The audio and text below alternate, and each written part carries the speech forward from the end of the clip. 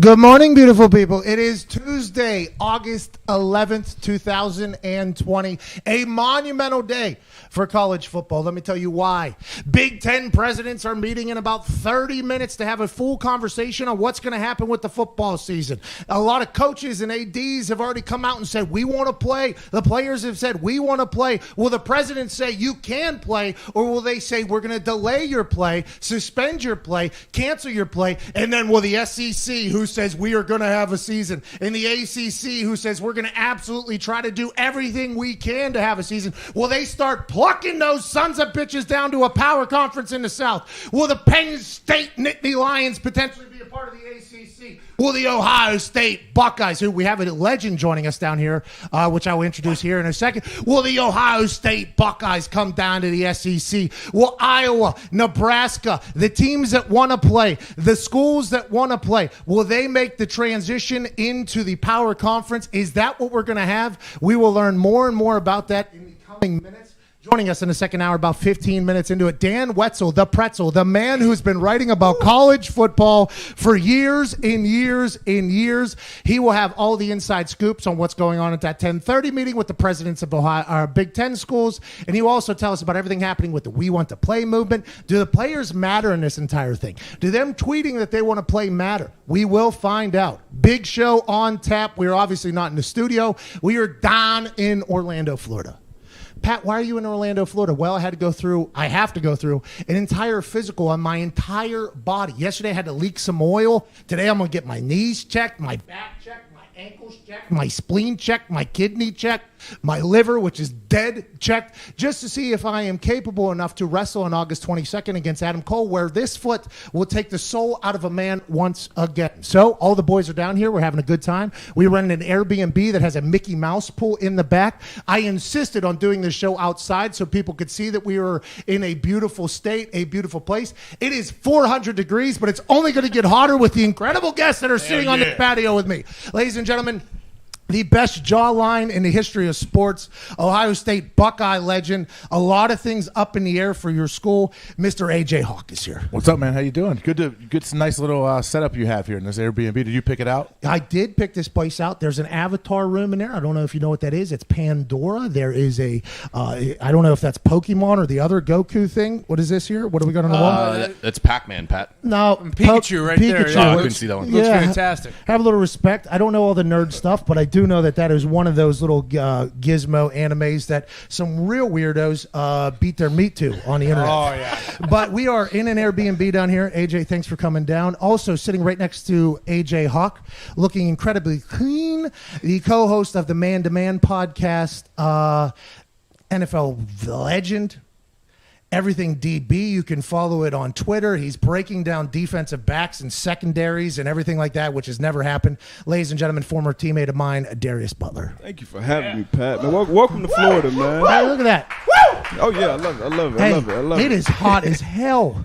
This is cool right now. This is cool. Right Where are now. you from? South Florida, Fort Lauderdale. So about 2 hours and 45 minutes away. Well, South. thank you for making the drive up here, thanks for especially having because me, man. Florida Of course. drivers are terrible. Oh, we were driving around here today, almost a couple accidents. Horrible. You got no clue. No clue. No clue. Because down there, they get older. So as they get older, they get worse. So What are you South saying? Florida, yeah, it's A lot of old whites, bro, down here in Florida. A lot of old whites, DB, down here in Florida. And obviously, got the two guys down on the end there at Boston Connor and Nick Moraldo. Boys, great to see you. Not a bad travel in this morning, huh? Fantastic. I loved it. Free snacks on the plane. I mean, that's what it's all about right there. Connor's first experience on a private jet this morning. Very cool. Never would've guessed. Should never be on one. Almost broke my chair. You guys didn't see it happen. Almost broke the ledge on my chair, but I didn't, though. We're fine. And now you have Mountain Dew and a coffee mug. Yeah, hey, get up and do, baby. Get up and do. Hey, get up and do. Let's talk about Get Up. This morning on Get Up, AJ, a lot of conversation about college football. Our guy Greeny, my guy Greeny. Our guy Greeny, yeah, of course. Your guy Greeny. I don't know him like TV, you. you like He's our Greeny. guy, Greeny's yeah. cool. Greeny good people. Hey, Yeah. see that? Yeah. Your guy, people. my Everybody guy, loves Greeny. your guy, Love Greeny. your guy. My guy. I just Really? don't know him like you guys do. Yeah, I wish he was my guy. I just don't know him like you do. Oh, it's Okay. I know you guys are boys. I don't know. Greeny, yeah. I don't know which camera we're looking at, but of course Greeny's I'm a not big watching fan. it. He's Big busy, fan. but He's golfing right now. He is golfing right now. KBO pushed the show back. KBO has been pushing back his show like 2 hours. I don't know how much longer he's going to stand for that terrible baseball taking up his time slot. But let's talk about what they were talking about this morning. Everybody's talking college football right now. This is a massive day. And AJ, you and I got into this just a little bit ago. Who is making this decision? So if the presidents are meeting today at 10:30, and let's say they come out and say it's a split decision. Let's say hung jury at this particular point. Does the conference come in and say, yeah, you guys can play? Does the NCAA have anything to do with anything? And what does the NCAA do at this point, do you think? Well, I think that's my biggest question I had for you earlier. Like, what does the NCAA do? And I think we looked it up. What was it? Do you have the definition in 1906, they were founded to save the student athletes from being exploited from blah, blah, blah, which, by the way, Interesting. It's a very, very interesting move. But they are the what are they called? The law body. They're like the governing policy, There it is. governing body, institution, I guess, of college football. But in the sense of that they're regulating the rules and enforcing the rules to protect the players from being exploited in terms of receiving payment or being manipulated or So they're working not too being many hours. exploited; they're actually being extorted. That's one way to put it. Yeah, that's kind of how it works. But I don't see how in DB. I would assume it was the same way at UConn because we talked about WVU and talked about Ohio State. I mean, the NCAA is hated by basically every single player in its history, and Yeah. I don't think. I mean, maybe for the sports that generate negative $7 billion for their school each year. They love them. But like for everybody else hates the NCAA. And at this point, we've heard nothing from the NCAA in this entire thing. It's always been conferences kind of giving out this thing. It's a lot of mixed reaction. In this SEC, ACC super conference thing, we kind of threw it out there, I think, maybe on some vitamins, but that legitimately could happen at this point. Yeah, especially after hearing a guy like Scott Frost coming out and just listening to him talk and what he was saying. It's like, okay, these guys, like, they're willing to play football anywhere. And we all know at the SEC, they're going to go out with the biggest fight of them all. But I talked to my coach. UConn was actually the first program to just shut it down. They just shut it down altogether. And that's, they're obviously not a part of a conference right now. I'm sure they're losing the state a lot more money than they're making them right now. So it was an easier decision for them. But after calling my coach, talking to Coach Essel and him telling me all the hoops that they had to jump through, different states have different mandates when it comes to quarantining for 2 weeks before you have to play games. So it's tough. Like, everybody on the sideline have to wear masks. They weren't able to use their locker rooms before practice, so guys would have to get dressed, couldn't eat in the dining halls. We all been in those college facilities and how that operates, especially with camp and season. I couldn't imagine, going through things like that. So it's gonna be wild. It's going to be insane. And I think if the SEC conference decides to go on, and the ACC conference decides to go on, and these coaches, I mean, Harbaugh came out with that entire diatribe yesterday where he laid out how, like, the last 323 tests we've had, or 300 and something, we've had zero failed things. And he said, we believe our model, and I think his chief medical person, whoever it was in there, and I'm not a good reader. I'm like Nick Cannon in Drumline. Ooh. I'm not like Nick Cannon talking about people, but I am like Nick Cannon when it comes to Drumline. I can't read the music, but I can, I can hear it and do that. But he said how their model basically has been one that has worked, and he wishes that more people would be able to see it or whatever. I'm not 100% sure what that means, but I would assume that in that Big Ten president meeting, it's happening in I don't know what time it is. 10:30. In like 22 minutes right now. I would assume that the Michigans, the Ohio States, the Nebraskas, the Iowas, the Penn States, the teams that it seemed like want to play. Now, granted, Michigan's president never came out and said they wanted to play. I believe that as a doctor there. I believe there's going to be a lot of people pushing for, hey, this is how this is going to work.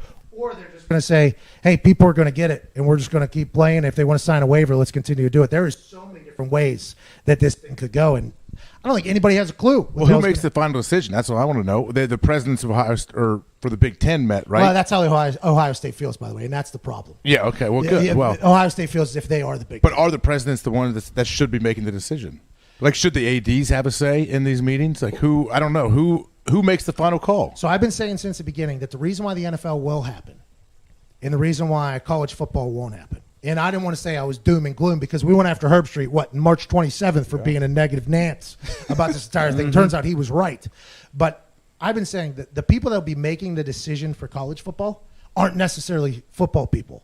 right? So Yep. these are the presidents, the doctors, the campus, the this, the that. People that, I don't want to say hate football, because that would be quite a broad generalization, but there was a war on football by some of the people that are in the same professions, the people that are going to be making the decisions here on whether or not football should happen. But there's also a massive financial loss that has to happen. And if the president's will make a decision, the athletic director will make a decision, maybe it's the commissioner, and the Big Ten commissioner just got hired in January. This guy's got no shot against this thing. And I forget who said it too. I think it was some woman, but she said these football teams are at the mercy of the campus and the school's actual rules and guidelines, because they have to look out for the students just as much as they do for the athletes. Robin, the Yeah. Ivy League. Yes. I forget her last name. Somebody should probably look that up. If we had a computer near us, we'd be able to do that. But we are running on hilarious Wi-Fi right now. Nobody's allowed on the Wi-Fi. Oh, wow. D-Butt, turn your Wi-Fi off. Should have told me that. Yeah, turn your Wi-Fi off. But Robin, she was like... Robin Harris, because the Ivy League, they did this like a month ago. They were like, Yeah. listen, we're not even going to have this. And she came out and explained, and I think she was on Golick and Wingo with Fitzmagic and Golick Jr. They were talking. And she said that she's just following the rules of each campus and then trying to figure out whether or not sports were possible within those rules. So I think like on the Ivy League thing, there was like a couple of places that are like only 20 people allowed in a room, only a certain amount of students allowed on campus. And I guess the football players potentially fall down on the precedent level of who should be on campus if there's only a certain amount of people on campus. But there's a lot of that stuff. So I assume presidents are doing a lot of that, like what's happening on the campuses. And if you think about the SEC, there's been a lot of governors that have come out and said, hey, down in the SEC country, they say, hey, let's play football. You've got a lot of people that have come out and say, hey, let's play football. So I think it's going to be, I honestly believe there is a chance that we have this Southern potential power football thing going on with the potential to pluck some teams down there. And then what happens to the conference realignments forever? What happens to the NCAA at that point? What happens to everybody? There's so much that can unfold here. I mean, it's next level. It's a lot going on, man, and I think you're dealing with the liability for one thing. With universities, but obviously because we still 10 years down the road. Yeah, we don't know the long term effects of this. You hear different things coming out, and I know for the first time, probably in my life, like any decision maker who I've talked to recently on the NFL level, the college level, high school level. These guys usually have all the answers. Now everybody's just kind of... They're all looking for somebody. Yeah, like I don't know. Who are they looking for? That's what I wonder. Like, and it's like, who's going to call the final shot? Because whoever makes it, if it's wrong, oh, boy. It's on you. Oh, boy. you mentioned Kevin Warren. He's the that Big guy. Ten commissioner. He took over. Jim Delaney was there like 30 years. And This Kevin guy's Warren got no shot. Well, guess what? He took over the job in January. The COVID hit, everything shut down March, like early March. He's Good got luck, no buddy. shot, like dude. I know they've been kind of. He's got no chance. They gave him a lot of credit, I guess, early on in this. Now he's catching some heat because the Big Ten thinks like, why do we? They feel like the Big Ten is trying to bully the rest of the Power Five into shutting down. And if they announced the first time, hey, where are the guys going down? But now it looks like they might just hopefully delay it till September 26th, like the SEC. There's been a lot of talk. Herb Street said that the goal of the entire Big Ten is to delay, not cancel or suspend.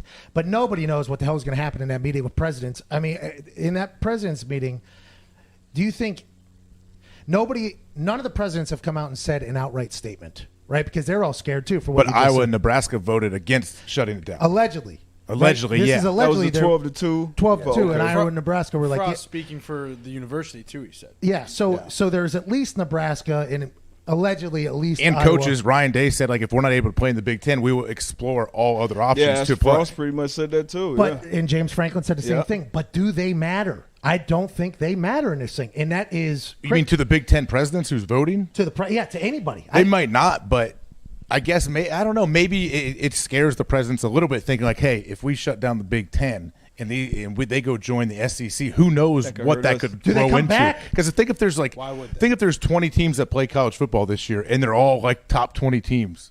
That could be pretty amazing. Like, it's going to be crazy. So what happens after this year is my question. That has to be sitting in the brains of those presidents that are trying to make a vote here Well, and I guess in and 30 then minutes. there was also the thought of they're potentially going to move it to a spring season, and then it's like, well, what if the Big Ten goes to spring, and SEC is now, and ACC is now? Does Ohio State go like? hey, we'll come down for your Super Football thing, and then in the spring we'll go do this Big Ten thing, and then it's just even more? Or do they go down to that Super thing? And do you have 2 sophomore years? You do a sophomore in the fall, and then you're a sophomore in the spring, or do you go sophomore Nobody junior? has any. Nobody has. You can't play both. There's no way you could do both, but especially if the draft isn't moving. Because if I'm an NFL guy and I'm not playing in the spring, Trevor Lawrence is gone. league. Justin Fields is gone. I mean, they'd be stupid to stay. Anyone like that has eligibility. Justin Fields problem. Trevor Lawrence, ACC, they're going to play.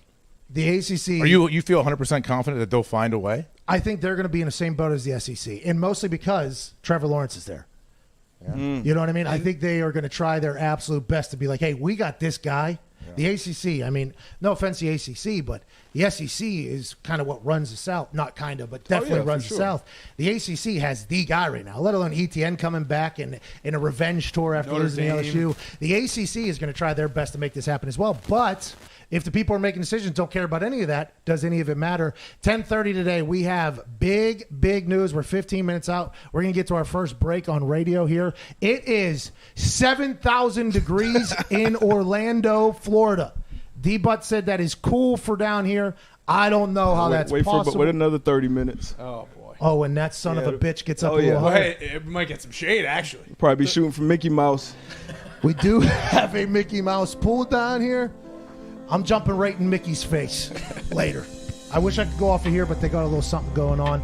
We'll be back on the other side. We got the Wetzel Pretzel, Dan Wetzel, joining us at 11:15. No idea if that's his nickname. We had to act as if we knew who he was when Jet Passon mentioned his name yesterday. We've done some research. Turns out this dude happens to know a lot about a lot in the college football world. He'll know about this president's meeting at 10:30. We are back on the other side. Packed patio. This is the Pat McAfee Show, Tuesday, August 11th.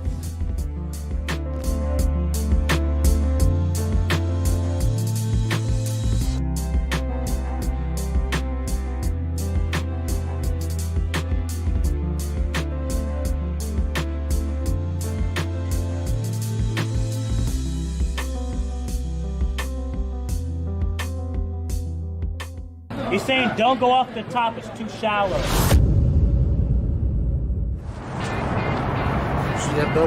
All you're going to hear this stadium do is they put the big paw up, they start shaking it, they go, whoa.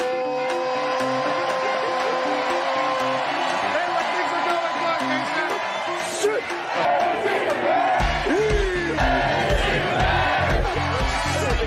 yeah, he loves the defensive side of the ball. He said yesterday to me that this is a blue-collar team. They win it on special teams. They have 5 block kicks this season. The defensive side of the ball, Lynch leads the Big 12 in sacks. But also on the offensive side, Denzel Mims is an absolute animal. He is a weapon.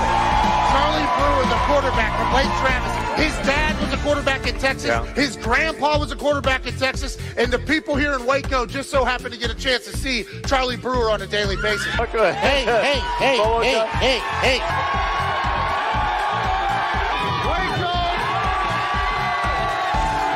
Yeah, Boomer here is going to mean a little bit different than what it means on the internet currently. And hopefully here in Baylor, they hope they're not hearing a lot of Boomer sooner. Everybody wants to be a punter, including quarterbacks. If I was a quarterback, I'd want to be a punter as well. 0 yards on that punt. That's an embarrassing situation. The Dak dance that gets on national television has led to a lot of losses, but you got to respect the hips being able What sign am I going to make for College Game Day? Well, I want to make something creative. I want to make something fun. No, to hell with it. I don't like OU. It's so thick. Look how thick that thing is. That's years and years of patience. You're headed right for the boat. Right now? Yeah, for the boat. Okay, let's do it. We are out here on the Brazos River, which you can take a boat to the game. One of the only stadiums in the country that you can do that. It's beautiful out here. A lot of people would say, this is the last time I'm going to be on game day. The last time I allegedly did what I'm about to do, I ended up in a jail cell. Let's go!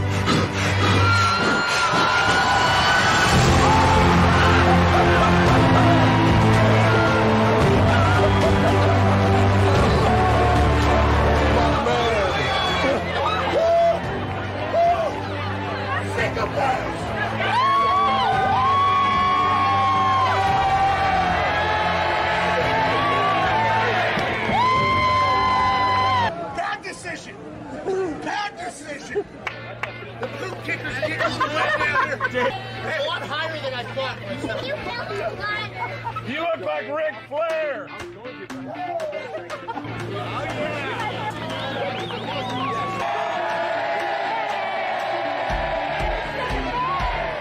That was a sellout, by the way. That was beautiful. Maybe other shirts? Yeah, hold on. You need to go get changed before you get sick. Great work, Russia. I'm actually not that cold. Hey, I went for it. My chest hurts.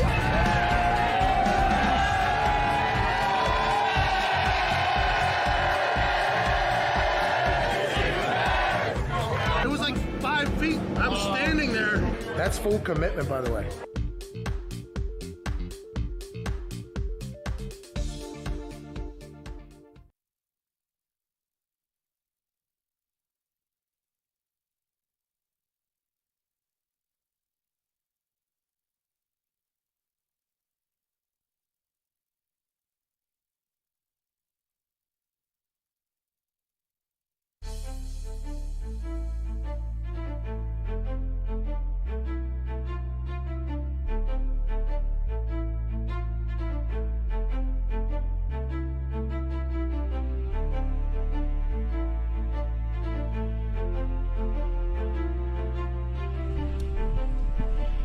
Welcome back to the Pat McAfee Show here. 20 minutes after the hour has begun. Let the beat drop there.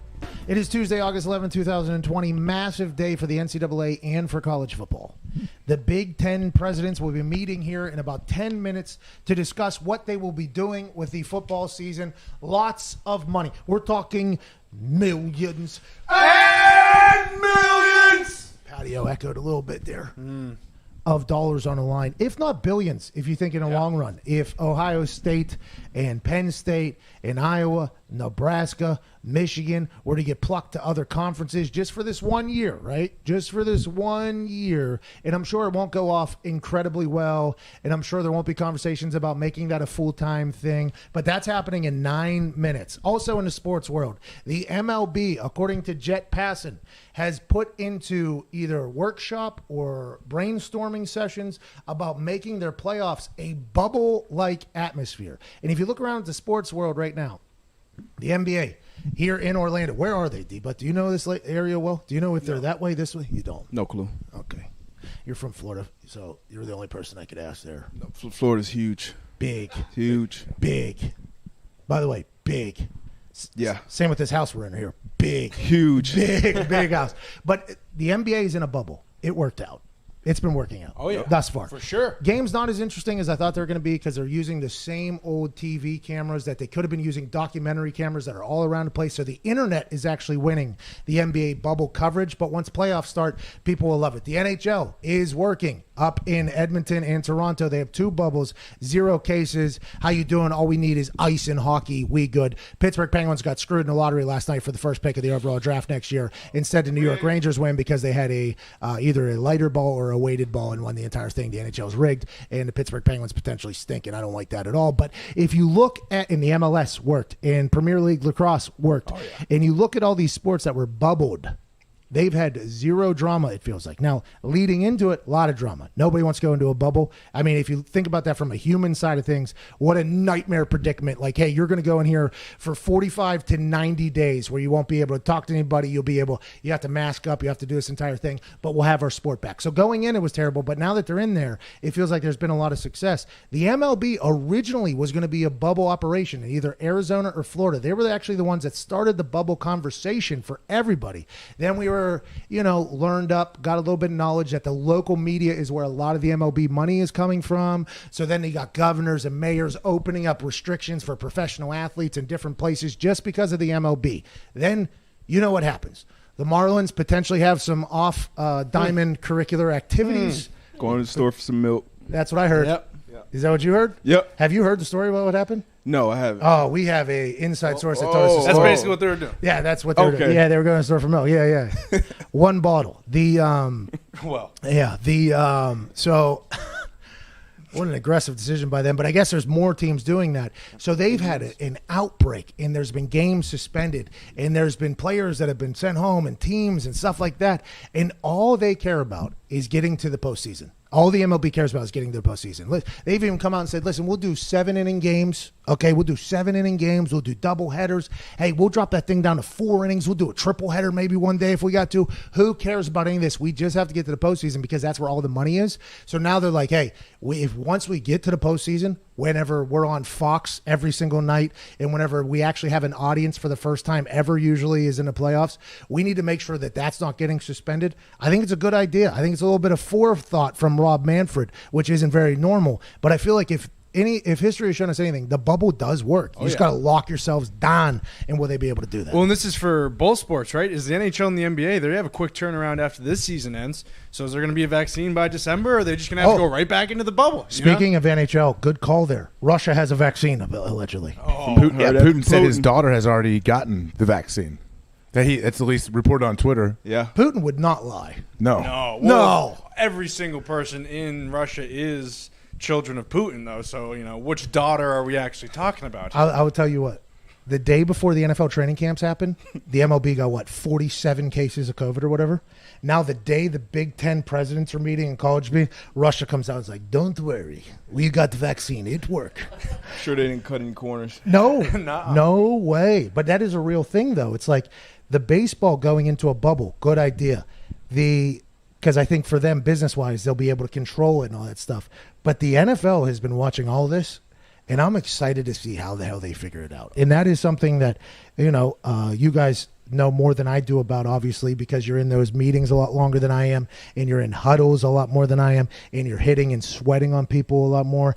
But the rules of the NFL, I think the NFL is going to make this happen just like baseball has, and I'll be excited to see what they end up doing with the COVID outbreak, because I think in football, it's going to be a little bit bigger than in baseball, and I don't know how they're going to handle it. I assume they're putting actions into plan now. You think they're... Well, they have all kind of plans going on. Like, have you seen any of the stuff where they show you how that it's segmented, each group, like, okay, you have the linebackers meet at 8 a.m. and you get a test, and then all of a sudden they're out of the building. There's 7 groups throughout the whole day. It's a long day for these coaches that are there from start to finish. But I just wonder how that works during the regular season. What do you do when you don't have all that? You're Like, what do you do when you think you have it? Am I muted? No, it was me. The disinfectant sprayers too. When the players are walking into the building and out of the building to the practice field, there's a giant is that actually concourse walkway. It looks like a car wash. I saw the Broncos do it. Yep. Yeah. I don't know if it works or not, but they're trying it. Well, remember, going in, they said that the clothes are the biggest problem.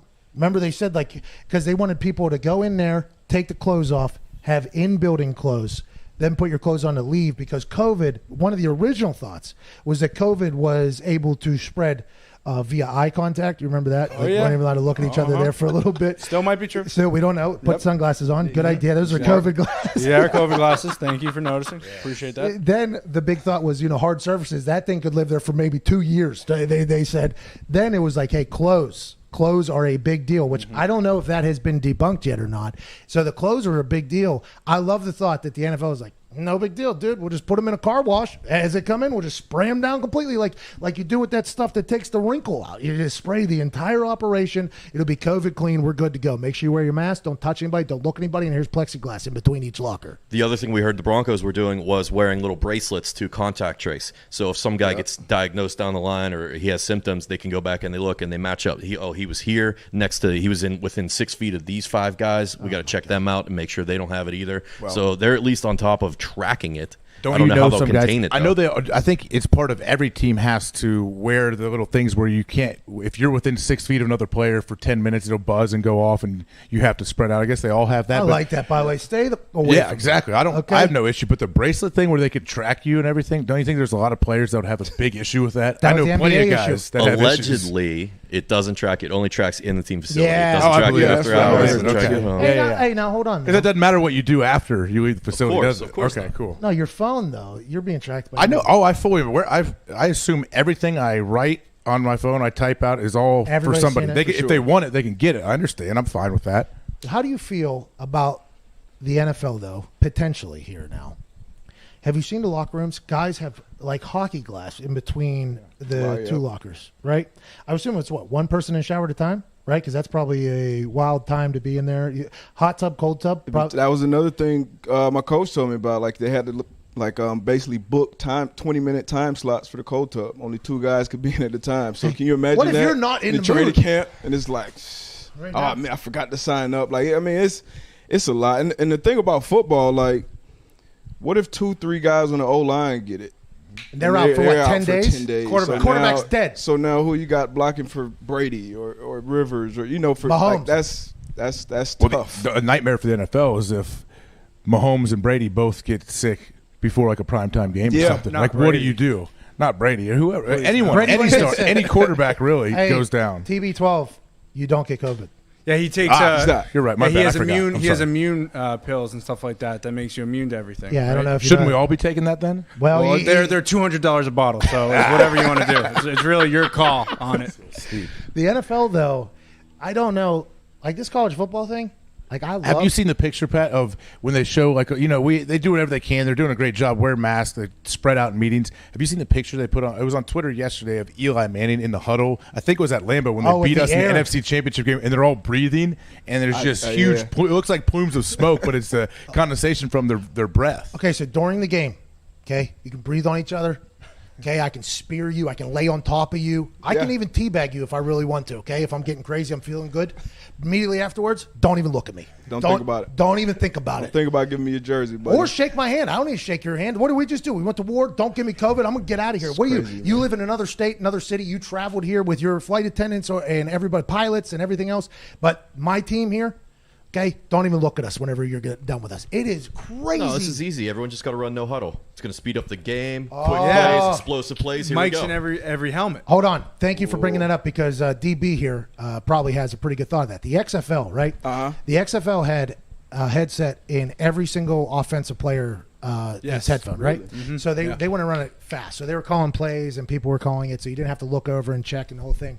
And I think it was you or Antoine on the Man-to-Man pod talk about how if a defense was able to be told in their ear, if every player on the defense was able to be told in their ear what was going on, the level of brains at the NFL as opposed to the XFL or college football, both the players, the coaches, everybody, that would be game, set, match for the defensive side of the ball. Is that accurate? 1,000%. I mean, well, I can't say against. If the offense has it can work for them as well.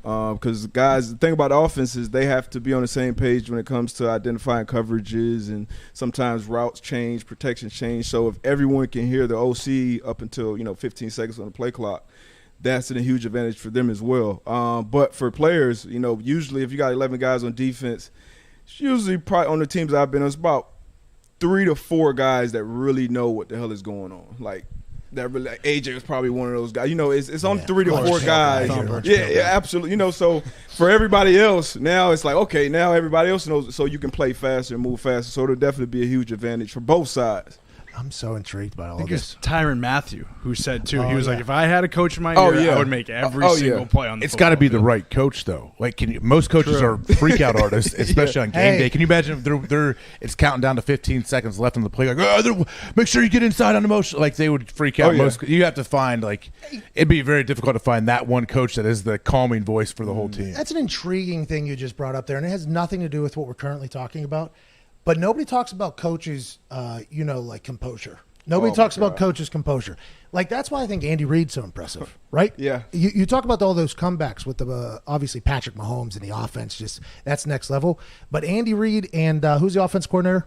Bieniemy. Should be a head coach by now. Yeah. He will be, should be. They hired some stooges in some places. He will be. And by the way, if he just wants to wait until he finds the right position too, I think that would be very smart because they're probably going to win a couple here because there's 50 players, I guess, that have a higher salary cap hit for the next 2 years than Patrick Mahomes somehow in their roster, and he's getting $500 million. So the way they're set up. But coaches' composure never gets talked about. There are some coaches who lose their damn minds on the sidelines during the games, and they're not going to be allowed to anymore. How are coaches going to coach on the sideline?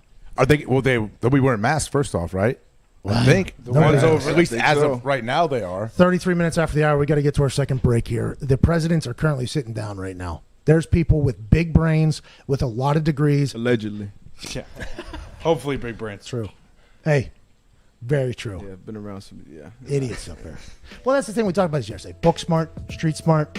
You can read a lot of books and be good at Jeopardy, or you can be awesome at Wheel of Fortune and dominate life. So there's a couple different. Critical thinking skills, man. We all need a little more of that. You think there's going to be any of that in this president? I think there will. I hope so. I hope so. Is the fresh commissioner in there with the presidents? Kevin Warren? Yeah, is he like just looking around? I would assume, isn't he? You guys know I got Poor no guy. pool. I He just should be got running the. He should be running the meeting. Poor guy. Should be.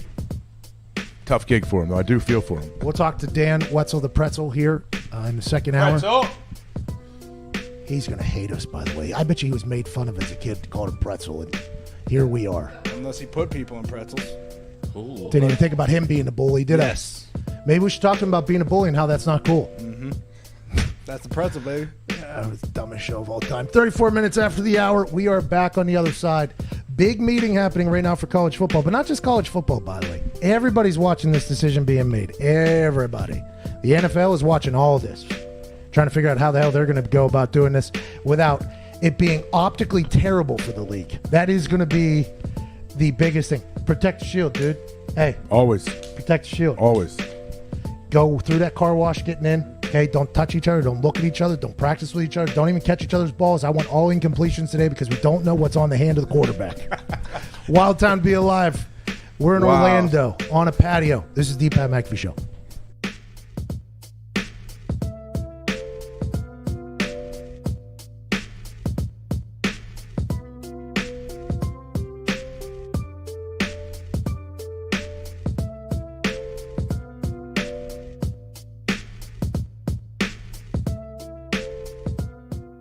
Hi, how's it going? My name is Pat McAfee. Used to hold balls for Adam Vinatieri. Now I'm in his home state. College game day is absolutely electric in Brookings.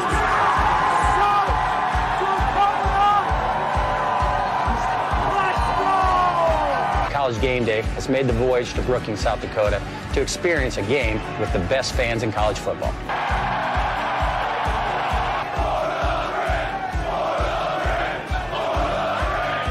I unfortunately cannot attend because I have a game this Sunday, so I sent a man I trust to make my picks.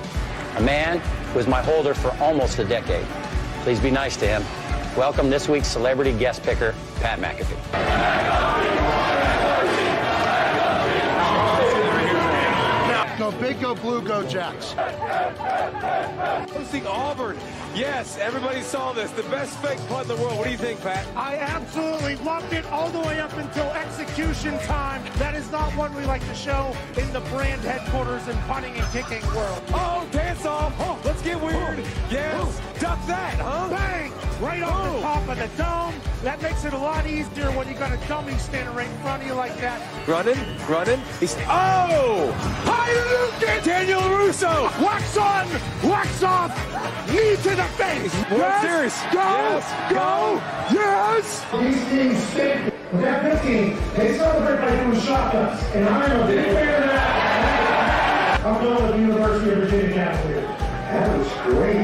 Whoa! I will never, ever in the history of my life try to catch that ball. Oklahoma State is a win here. Not so fast again.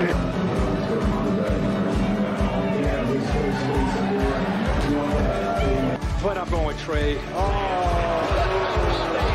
Please excuse my dumb friend Kirk. If you look at this crowd, they've been out here since 4 a.m. College game day comes to town, they lose their mind. The population of this state is about 800,000, and when the Jackrabbits take the field, they're alongside all 800,000 South Dakotans.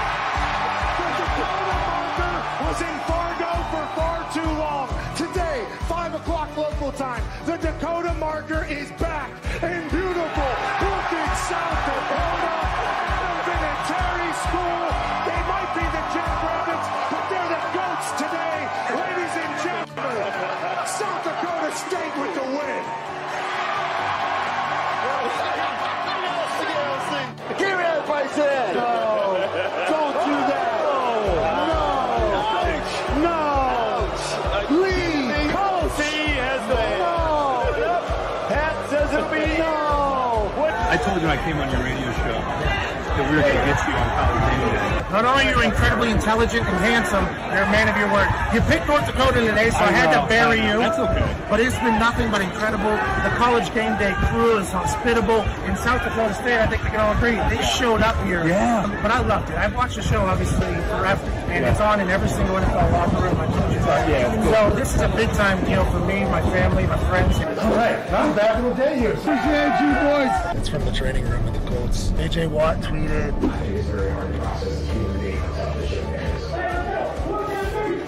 I get texts from every human that I've ever done television with, like since way back in the day. They're like, we knew this day would come. Equipment managers, old teammates. I mean, you don't get to trend on Twitter often anymore. They make it damn near impossible. Go up onto a stage with a couple legends, talk some shit in front of the incredible South Dakota fans. What an awesome opportunity.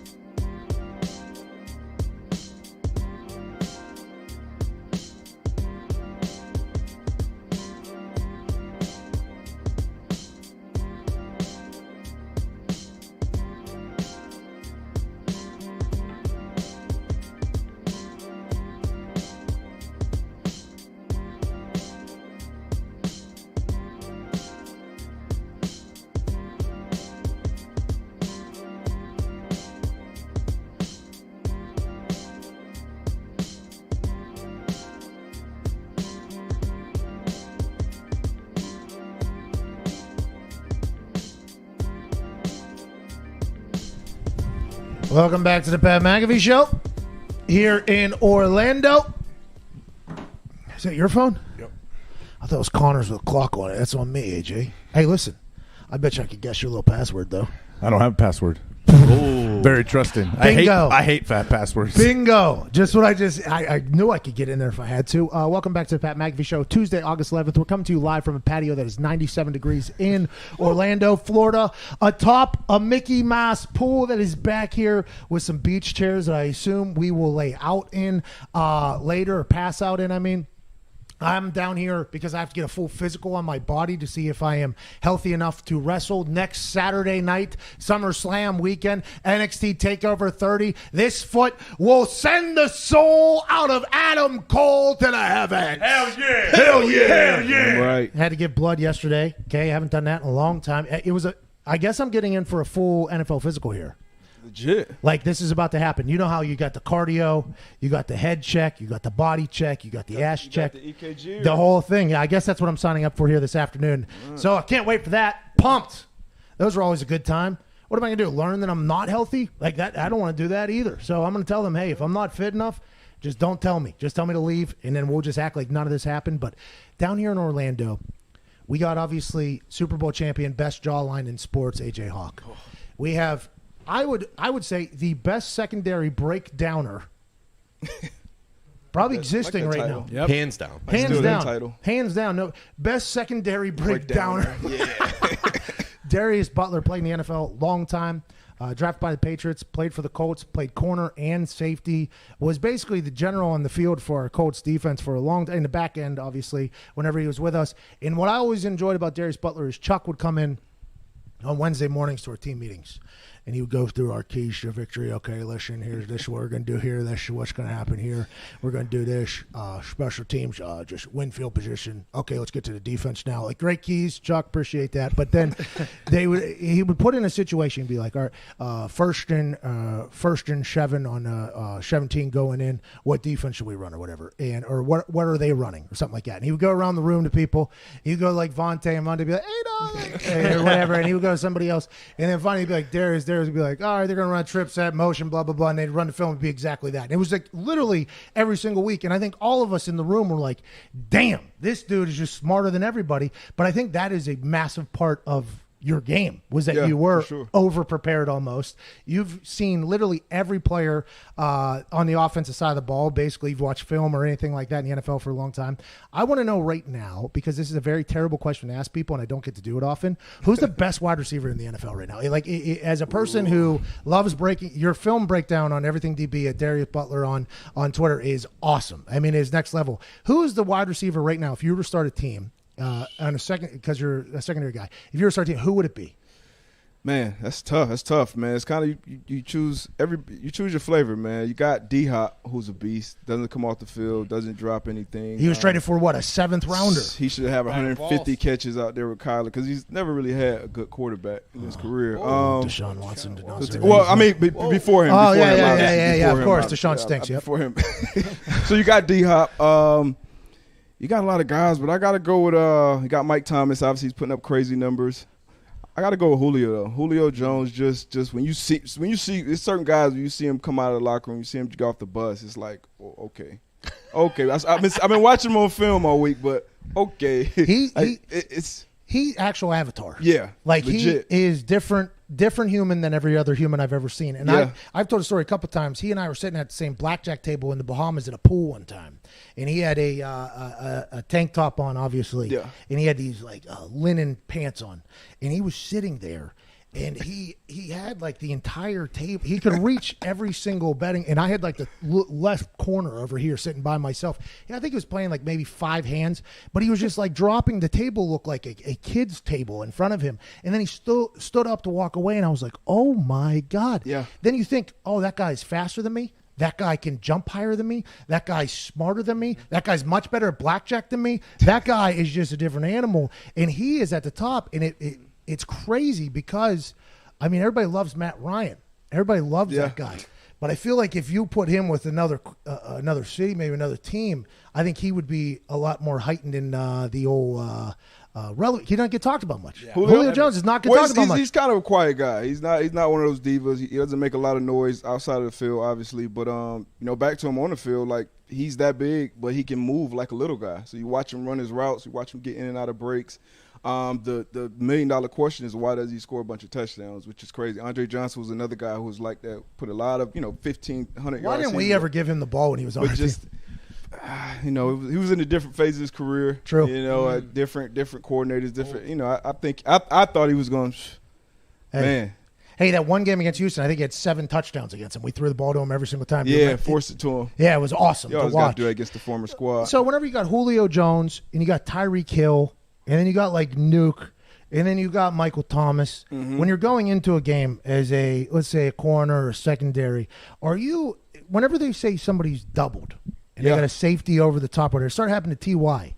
Whenever we went up and played the Patriots, they doubled T.Y. and he's gone from the game, right? And that wasn't T.Y.'s fault. It was literally just, hey, we're going to eliminate you. Whenever they say that, what does that mean? Does that mean 2 people are just following somebody the entire time? Yeah, pretty much. You need certain guys on the field change the math, right? So whether that's a DN who's a hell of a pass rusher, you always got to chip him. You got to keep it back in the block. You just got to keep more than one guy on him. Same thing with receivers. We used to play Antonio Brown. He used to still kill us. But every snap we had two guys watching. We had 2 people on 2 guys. Wow. That's hey, he killed the punt team too. Well, we had 10 guys on him at that point, yeah. All right, and so you guys ain't too much better. But Lev Bell and Martavis. See, so when you got guys like that, you have the safety. He's always cheating at that side. So the other receiver, he's going to eat. So Juju, he's going to get a bunch of one-on-ones, when you're in that type of situation. Oh, so you just said that Juju needs AB. I just heard you say that. Pretty much. Pretty much. Is that the same case for Adam Thielen? Does Adam Thielen need Stephon Diggs? Adam Thielen's a different beast. Okay. He's a different beast. Adam Thielen and Juju, they aren't in the same class. Adam Thielen's unbelievable, isn't he? Thielen's legit. He's top tier. Dude. He's top tier. What is it? His route running? What is it? It's everything. Like his savviness, route running, catching. He makes like really difficult catches look stupid catches. That's like crazy catches. And I'm like, that's not a run of the mill catch. Like he just pops up like it's nothing, and people just little golf clap. Like no, that's a highlight reel catch that should be on this film forever. He paid $25 for a regional combine. He had to pay to go work out. That guy Wouldn't be in the NFL if he was a rookie. What is he, a late Legit, bloomer? I was just thinking that, man. He probably wouldn't even made it to camp, Yeah. with the 90 to 80 cut. Like, so it's going to be guys like that miss out. But yeah, Thielen. But yeah, it's guys like that who just change the math. And, What about Mike Thomas? Like, how we know he's not a burner. Yeah. But how does he get open? How does he get so many balls? What's he? 15 years old too. How old? This is like his third year. He's set some crazy numbers. The only reason I want to put him up there with a Julio or the D-Hop because I wouldn't see him doing that in any system. I feel like you can put Julio on any team with any quarterback, D-Hop the same thing, and he's going to produce at the same level. I don't necessarily think Mike Thomas would, but he gets it done though. He gets it done. Hey, you did say he was one of the best. I mean, you said he was like number 2 or number He's 3 up in the there. league. Yeah, you He's gave him top 3. Top 3 or 4. What about Tyreek Hill? Ooh. Hey, Shane Leckler. I've told this story before. Shane Leckler and I, good friends. Okay, I was very lucky to befriend him. He's greatest of all time. Love that guy. Used to give me beer after games when we played in Houston to go home with. I mean, he was legend of a man. Before the game, the only human he's ever come up to me before and talked about, usually it's like off-field stuff or something that happened. He walked up to me. The first thing he said to me, he said, "Hey, have you played Kansas City yet?" And I go, "No." He goes, "Okay, this is what you're going to do. You're going to take the snap, and you are going to turn directly to your sideline, and you are going to punt that ball 15 rows deep into the stands. Do not let 11 touch that ball." I was like, "What do you mean?" He said, "I hit probably the best punt I hit in 10 years. And before I even got my head up, he was on the other side of the field, gone." Tyreek Hill is a game changer. Not only has he changed the math, he's changed football completely, I think. And people are like, well, maybe he'll set the precedent for another. And it's like, I don't know if there's any other Tyreek Hills ever coming around. Not too many humans walking around. He's the first guy, because usually a guy's either straight line fast or he's really, really quick. So, like, Edelman's really quick in short area, but he's not straight line fast. Other guys are straight line fast, but they aren't really quick. He's both, like, equally. So, like, he's the only guy on the field that I've ever – because usually probably I would say 80% of my tackles, I probably close my eyes, like, on contact. Hey, me too, but everybody came after me for this. There would be pictures of me tackling everybody. Oh, that's okay. So I'm happy you said that. Probably about 80. He was the only guy, actually, in my entire football career where I went. And, like, when I went to make contact, like, okay, I'm at this point. It's time to hit. I went, and I literally just grabbed air. I got to find this clip on the screen. First, only guy didn't touch anything. Yo, I literally, I'm on the sideline like, yo, what the hell just happened? Like, am I tripping? I can't wait to watch film and see what the hell happened. But he's different. There's not too many guys who are just going to come and just be like, oh, yeah, he's going to change the mode. Hardman. Nah. AJ, Percy Harvin was that guy there for a little bit. Michael Hardman, the guy they drafted, too. Well, and also, hold on, though. That was back in the day. Mm-hmm. I don't want to say you're older, but you are a little bit older. Yeah, when I'm okay with that. When they would put like Devin Hester on offense or whatever, and they would just give him like a little screen. It's like that guy now is a real position for a lot of people. It's like how can we get the most explosive athlete on the field, which is normally the punt returner, by the way. Yep. How do we get them the ball in open space? It's like Tyreek Hill. Pac-Man had a couple packages back whenever he was with Tennessee. I mean, it was awesome to watch. Devin Hester, you probably used to be like gimmick guys. Now they're full-time players. It's the thing. Because how offenses have evolved and how these young hotshot offensive coordinators, they're creative. Like, put your best athletes, put your best players in the field. No, I agree with them. They're right. Okay. Like, hey, this guy's one of our best athletes. Let's find a way to get him the ball. Like, I think that's what great coaches do, and that's like why you're right. It's guys like Devin Hester, even Reggie Bush should have probably been used a little more. They almost used him a little too much gimmicky at times, but he was he running back slot. He could do it all. But that's why the nickel defense became like the base defense, basically, right? Because of the guys like that. Right? Most teams, there's a lot of games we have zero snaps of base defense. Absolutely, because I mean, that's probably why I was on base D a lot. Yeah, me too. You know what I mean? They had me in there. Roman. They had me in there. Yeah. Yeah, but a lot of Tyreek Hill, like, so I wouldn't even. He's not in the class. So like a Cordell Patterson would be like one of those guys who he's dynamic athlete returner, but I can't sit. But when you watch him as an every down player, like we watch him on film, like he's not a guy we have the game plan for within the offense. Like it's just like, alert the reverse if he's in a cut split or maybe in the red zone he becomes a threat. But Tyreek Hill, he can run deep, he can run short, he can catch a reverse, he can catch a screen, he can line up in the backfield and be a damn running back. So he's a guy he's a legit football player. And what's he have? He has 1% body fat or something like that. That sounds like just about. That sounds insane. I don't know how you don't just rip every muscle taking a crap with 1% body fat. I don't know how that happens, but I'll never have it. So that's kind of where I'm at. A couple other things in the sports world as we wrap up hour one here. Obviously, the MLB is talking about going into a bubble for their playoffs, which is where all their money is at. The NBA is still crushing it down in the bubble with the coronavirus. Kuzma last night hit a game winner for the Lakers. LeBron James, best player in the league, passes it to Anthony Davis, the other best player they have. Then they both distract and get out of the way for Kuzma to drain a three. Interesting decision by Frank Vogel. Worked out, though. That's all that matters. Yeah. The NBA is going to be awesome when it gets to the playoffs. I hope they start using other footage. Then you talk about college football, massive day to day. You're talking about president's meeting for the Big Ten, which is going to set the precedent for every other conference of what the hell they're going to do. Then, obviously, the NFL is watching all this while they're in the middle of training camp with all their guidelines trying to get it done. We just learned more about football, I think, from Darius Butler and AJ there than I've probably learned in years, so I appreciate that. Yep. Hour two, we got Dan Wetzel, the Pretzel, from Yahoo Sports, breaking down all college football talk. I don't even know what to call it. Rumors, schedule, conflicts. Hour one wrapping up.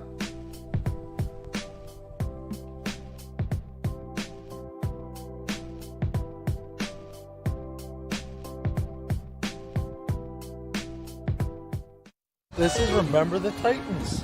How's it going? My name is Pat McAfee. I do a lot of things.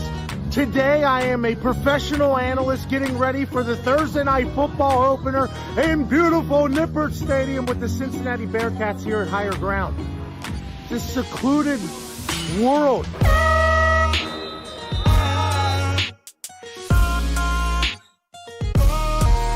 Good squad, good place. Excited for this morning practice. I'm obviously unbiased, but I'm pulling hard for Cincinnati to do well on Thursday night. I like to say, all in clipboard quarterback, man.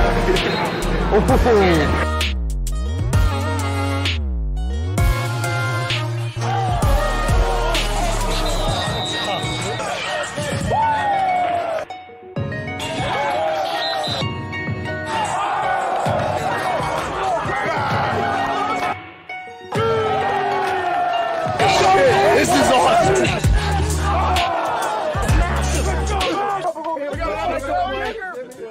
We got hopefully a future NFL kicker. Let's see what you got. Come on. This is great for the brand. This guy's an athlete. Athlete.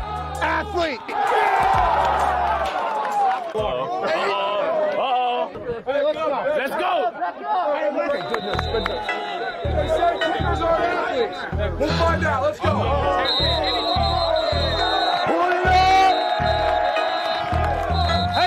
Heads up.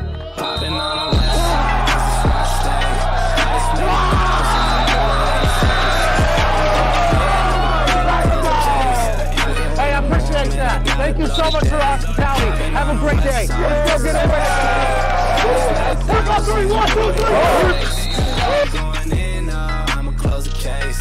I can't wait no more, man. I gotta blow today. I'ma blow today.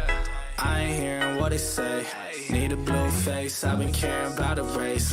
I've been trying to eat, I need more than just a taste. Now they trying to talk, oh no, they should know their place. Man, I'm ballin'. This ain't cap, baby, now I feel like calling.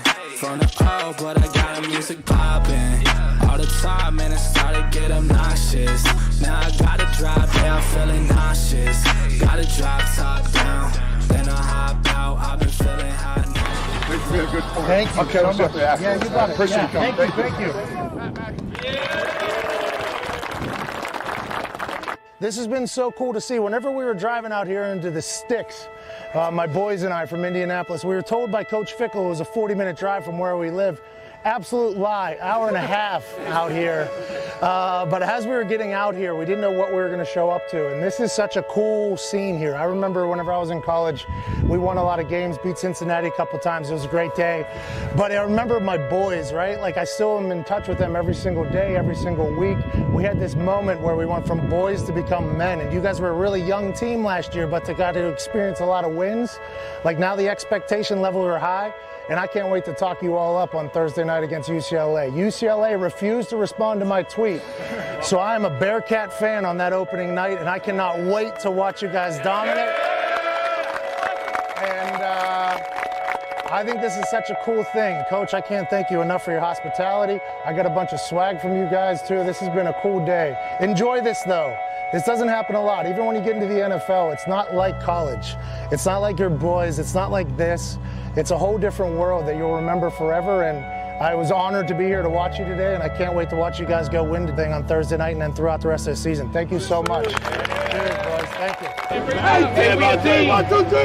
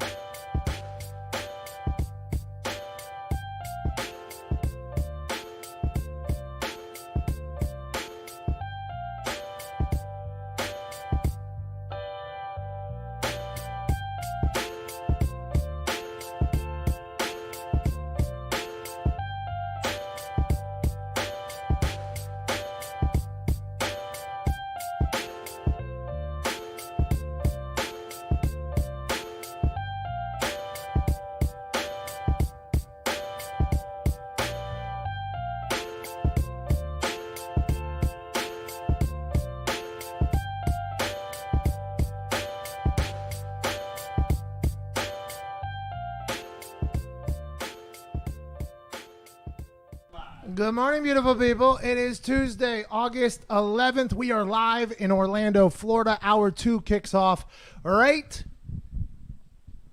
Meow. Woo!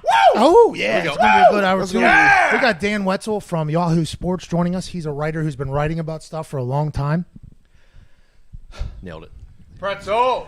Writing about... What's he been writing about? I don't know. Sports? AJ, to be honest, I didn't know this guy existed yesterday, but now I've been told by Jet Passon, good friend of mine, good friend of ours, that this dude knows everything there is about college football, he's been in it a long time. He helped Jet Passon write a book about the BCS being the death of the NCAA or something like that. So this guy is going to have all the information about college football players, about college football, which today, just 30 minutes ago, the presidents of the Big Ten started their meeting to decide what the hell they are going to do with football. This is massive because what the Big Ten does is going to dictate a lot of what everybody else does. The Big Ten and the Pac-12 have kind of been tied at the hip throughout this entire thing. Who knows if the Pac-12 will just follow suit with what the Big Ten does. The SEC has said, listen, we don't give a damn about what anybody else is doing. ACC said, hey, we are absolutely going to try to play however we got to do it. Our team's going to move conferences. We will find out. Hopefully Dan Wetzel will have some information or somebody sitting in that president's meeting here when he joins us in 14 minutes. Got a great group of humans on this particular patio. Sitting to my right, Super Bowl champion AJ Hawk. To his right, NFL legend Darius Butler. To his right, wearing his COVID-proof sunglasses at Boston Connor. And next to him, Italian stooge Nick Morotto. You got it. You do not deserve that. I know. I'll take it anyways, though. There is a lot to talk about here. College football obviously going to dominate the headlines here today, everywhere, because there is so much that can unfold here that I think could potentially change the NCAA, could potentially change collegiate athletics, could potentially get rid of some sports that don't make money for a lot of schools, which how does that affect other athletes? I mean, today is a monumental day, and I'm going to tell you what, AJ, your president over there at Ohio State is probably going to swing a big hammer. Don't fornicate it up, pal. First off, I don't know if it's my president or not over at Ohio State. It's a new president now. Oh, this is not your president. We'll see what they do today. Still don't associate yourself with school. Oh, so you're not Ohio State guy? Hold on. Oh, wait, whoa. This guy doesn't give me free cars. I want my license plate back. Ohio State legend. Oh, we are done. Okay, are you guys done? Yeah, sorry about that. It's a female, first off, so be respectful. The new president. I'm sure you guys. Is that why? What does that have anything to do with me? What does that have anything to do with me? Nothing. But what I'm saying is, okay, let's back up for a second here and try to ask a real question to you. I want to ask you a question. You know what the NFL all of a sudden decided to, like the players, don't you think the players gained some traction here through the COVID situation?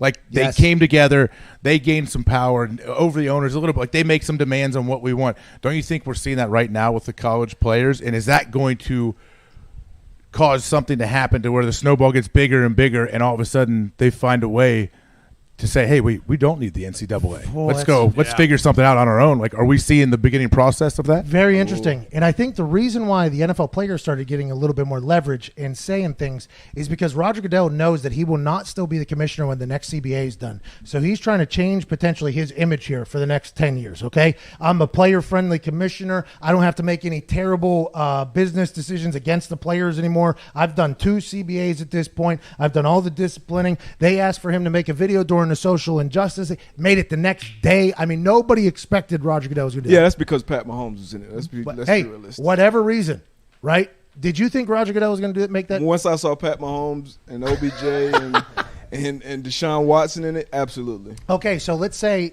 well, now we got Trevor Lawrence, okay, Yep. Justin Fields. We got Coaches, big-time coaches all the- saying we want to play. Let's find a way to make it happen. You got players, parents who are doctors coming out saying, I want my kid to play. Yeah. But they were calling out Roger Goodell in that video.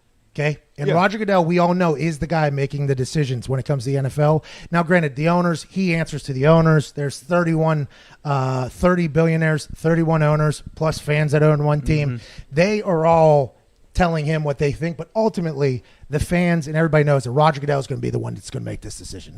He's the judge, he's the jury, he's the executioner. He gets paid $40 million to do so. This is what's going to happen. For college football, we talked about this. Nobody has a clue who's making decisions. Nobody. I mean, it's kind of like real life right now.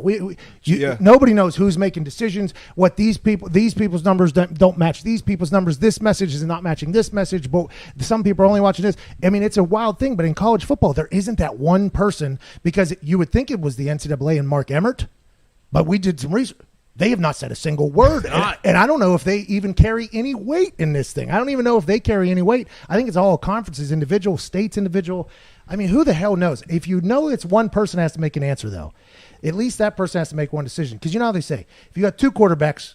You had no quarterbacks. If you have like 10 people in charge, what do you probably have? You have nobody in charge. Yeah. So it's kind of like, I think it's 2 very different situations. It is, but I was thinking, like, when all of this started and we're talking about, is the NCAA, like, are they going to play college football? I assumed, I guess, I was ignorant. I assumed the NCAA was making the call. Like, I assumed they were going to be the ones that come together. Yes or no? But then when you start to think about that, there shouldn't be just one person in charge making. That's a lot of power for that one person to have. If it is one, it should be a group of people. So you obviously have like a cabinet. You got to have a board of directors, and you got to have everyone that you're going off of. But who is it? Like, who has the most power in the NCAA, or who not in the NCAA? Who has the most power right now to either cancel college football or make it happen? Lee Corso. Naturally. But what about Sankey? Like, if Sankey, the commissioner of the SEC, if he's the one that's like, hey, we're going to leave the entire NCAA. If you're an SEC school and you want to stay with them, feel free, be my guest. But whoever wants to come with me, we're doing this now. Yeah, Sankey, I think, holds a lot of weight here. Yeah. Sankey had the governor of Florida come out and say, like, hey, listen, down here, we're playing football. Okay? And I would assume Sankey has Tennessee, Alabama. He has all the states. Mississippi, Arkansas already on board. Yep. You have all of these states already there. Like, hey, Sankey, you want to ride? Let's ride. We are down for this. We need this. Let's go. But you're right.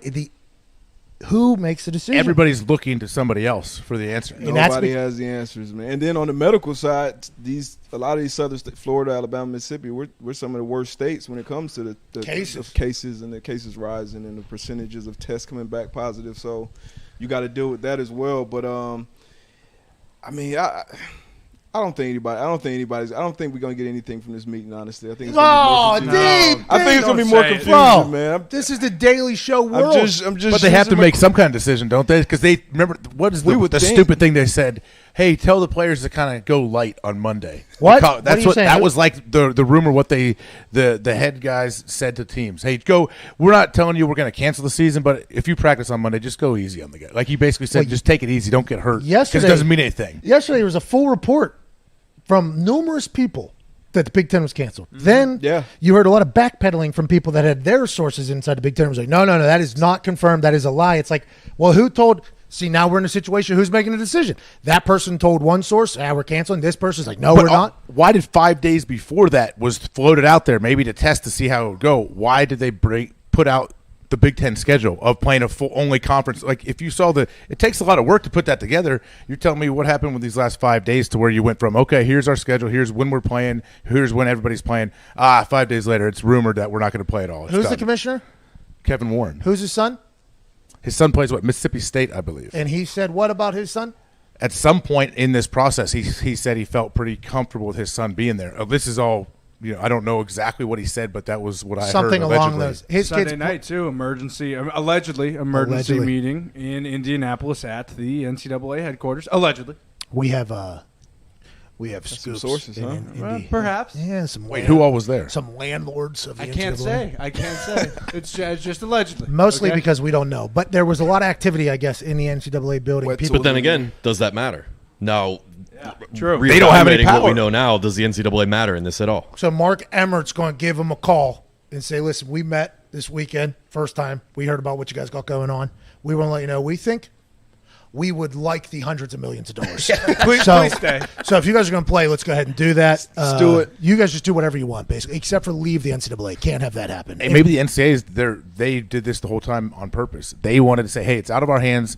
The Big Ten was going to cancel it. All schools are gone. The NCAA comes in, saves the day. Hey, we found a way. This is the protocol. All of a sudden, people look at the NCAA much differently now if they save college football. Yeah, players won't. Football players that played college. Oh, it'll never happen. I'm just saying. Yeah. If in a conspiracy world, you could think. I think you're right too, AJ. The point you made earlier. This could be a clever series of leaks when they put out the all-conference schedule. Let's put this out there. Let's float it out there. Let's see how everyone responds to that.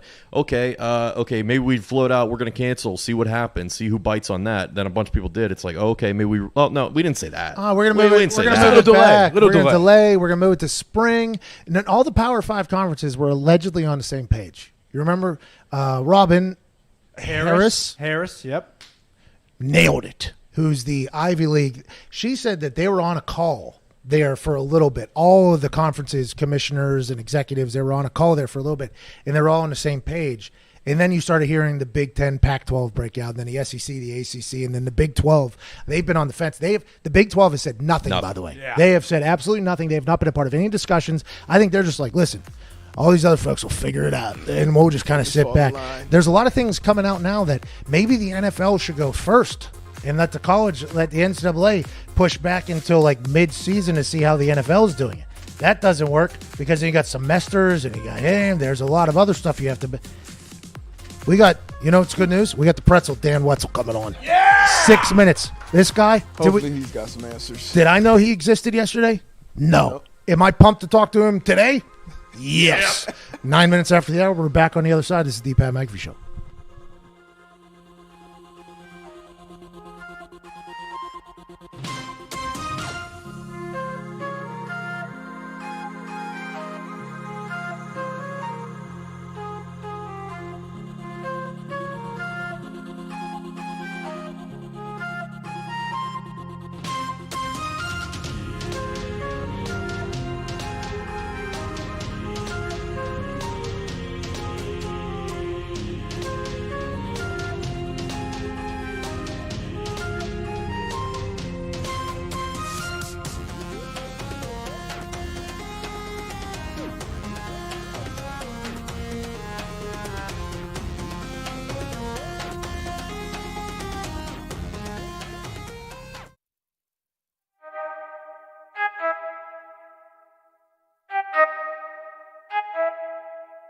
I need to know everything, who and the what and the where, I need everything.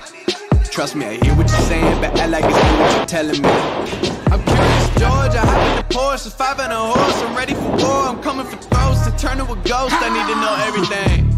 Now you be surprised at the info you get is by letting them talk, so I'm letting them talk. Gotta keep quiet, maneuver in silence, then let them in, chalk up their body, another one body, this is how it go. I got some secrets, I'm shaking the game so they stay on their toes. Stay in your lane, I'ma stay on the go. I can't play with the pros and act like a rookie, so they overlook me. Then I double up again under their nose. None of them cold, they just got lucky but never adapted, so I'm to the one if it's coming to.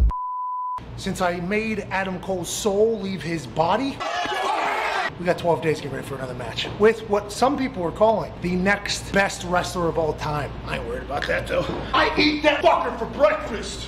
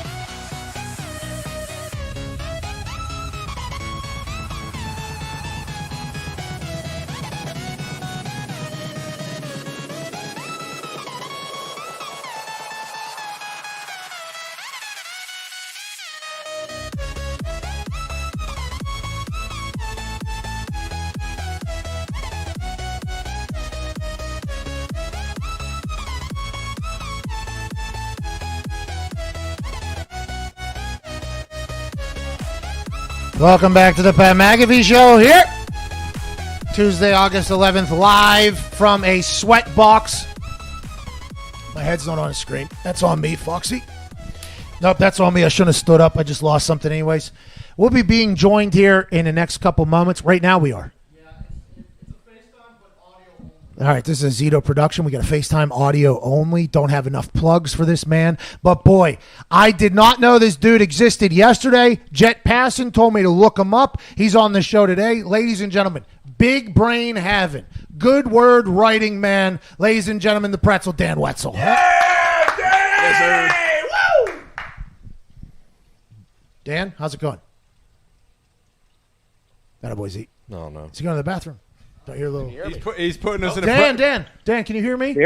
I can hear you. Oh, Dan, I am so happy you are here, Dan. Listen, Dan, I apologize for not knowing about you yesterday, but when Jet Passon told me to look into you and your big brain, I'm super pumped you came on the show today. Okay, well, Passon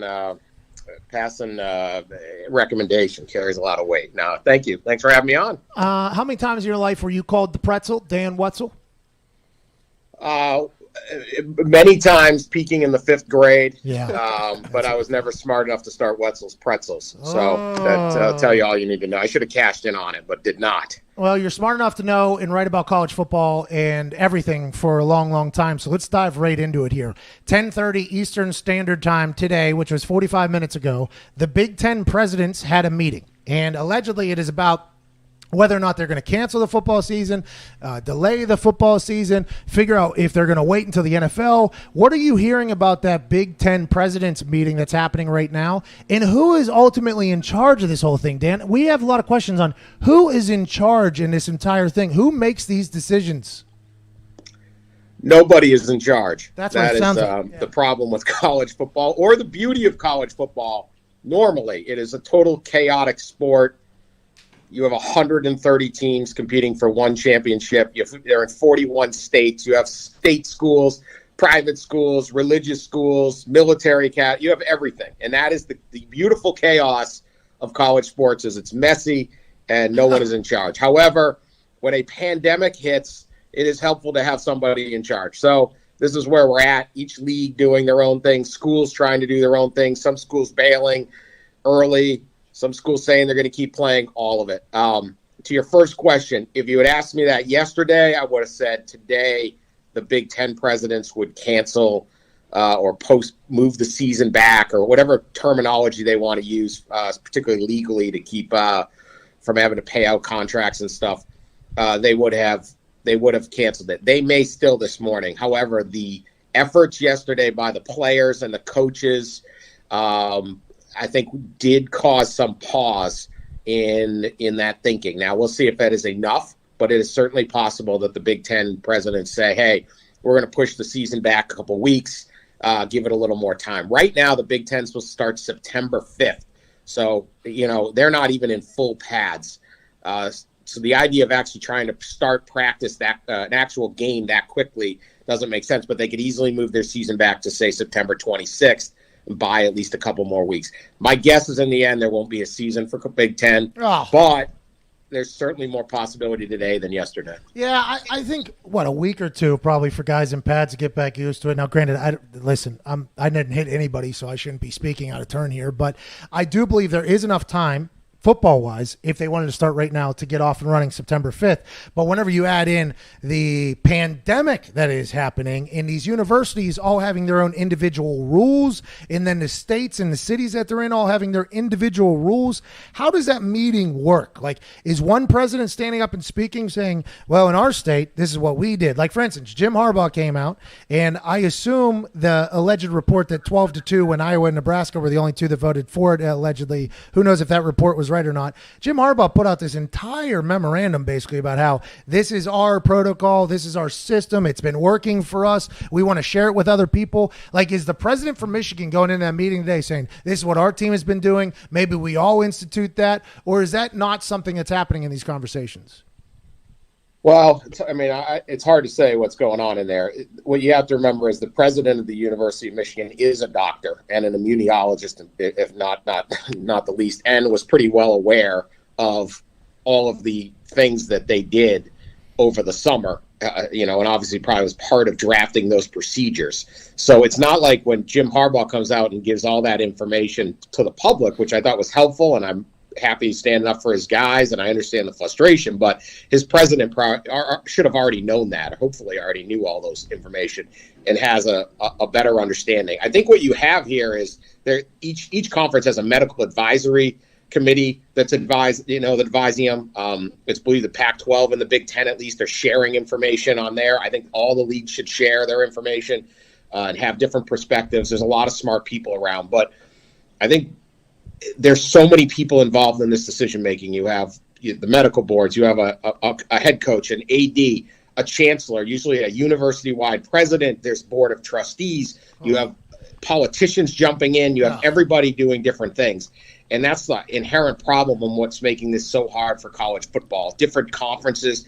The NFL's got Jerry Jones saying, let's do it. This is our business. Or Robert Kraft saying, let's do it. It's one person, but 32 people who are all running a business, and this is their central business, just saying, let's go do this. That is way easier to get organized than this just huge mass of people who all think they should have a say in what's going on. And this is, as big as college football is, it's not the primary business at these major universities. If you're the university president somewhere, you're welcoming kids back to campus in the next week or 10 days. You've got so much on your plate. Football is a big deal, but it is just part of that deal. I was listening to you mention all those humans that have opinions, I'd assume, on what happens here this fall, which is insane. I didn't even think about the board of trustees and chancellors and all that.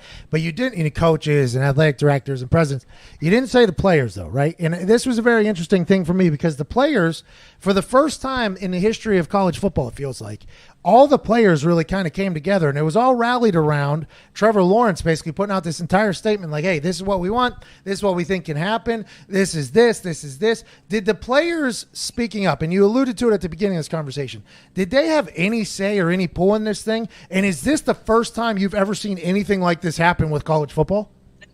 Well, and I probably should have mentioned him. I think until Trevor Lawrence at 12:01, I think it was Monday morning, put that out, I don't think they really did have much of a say.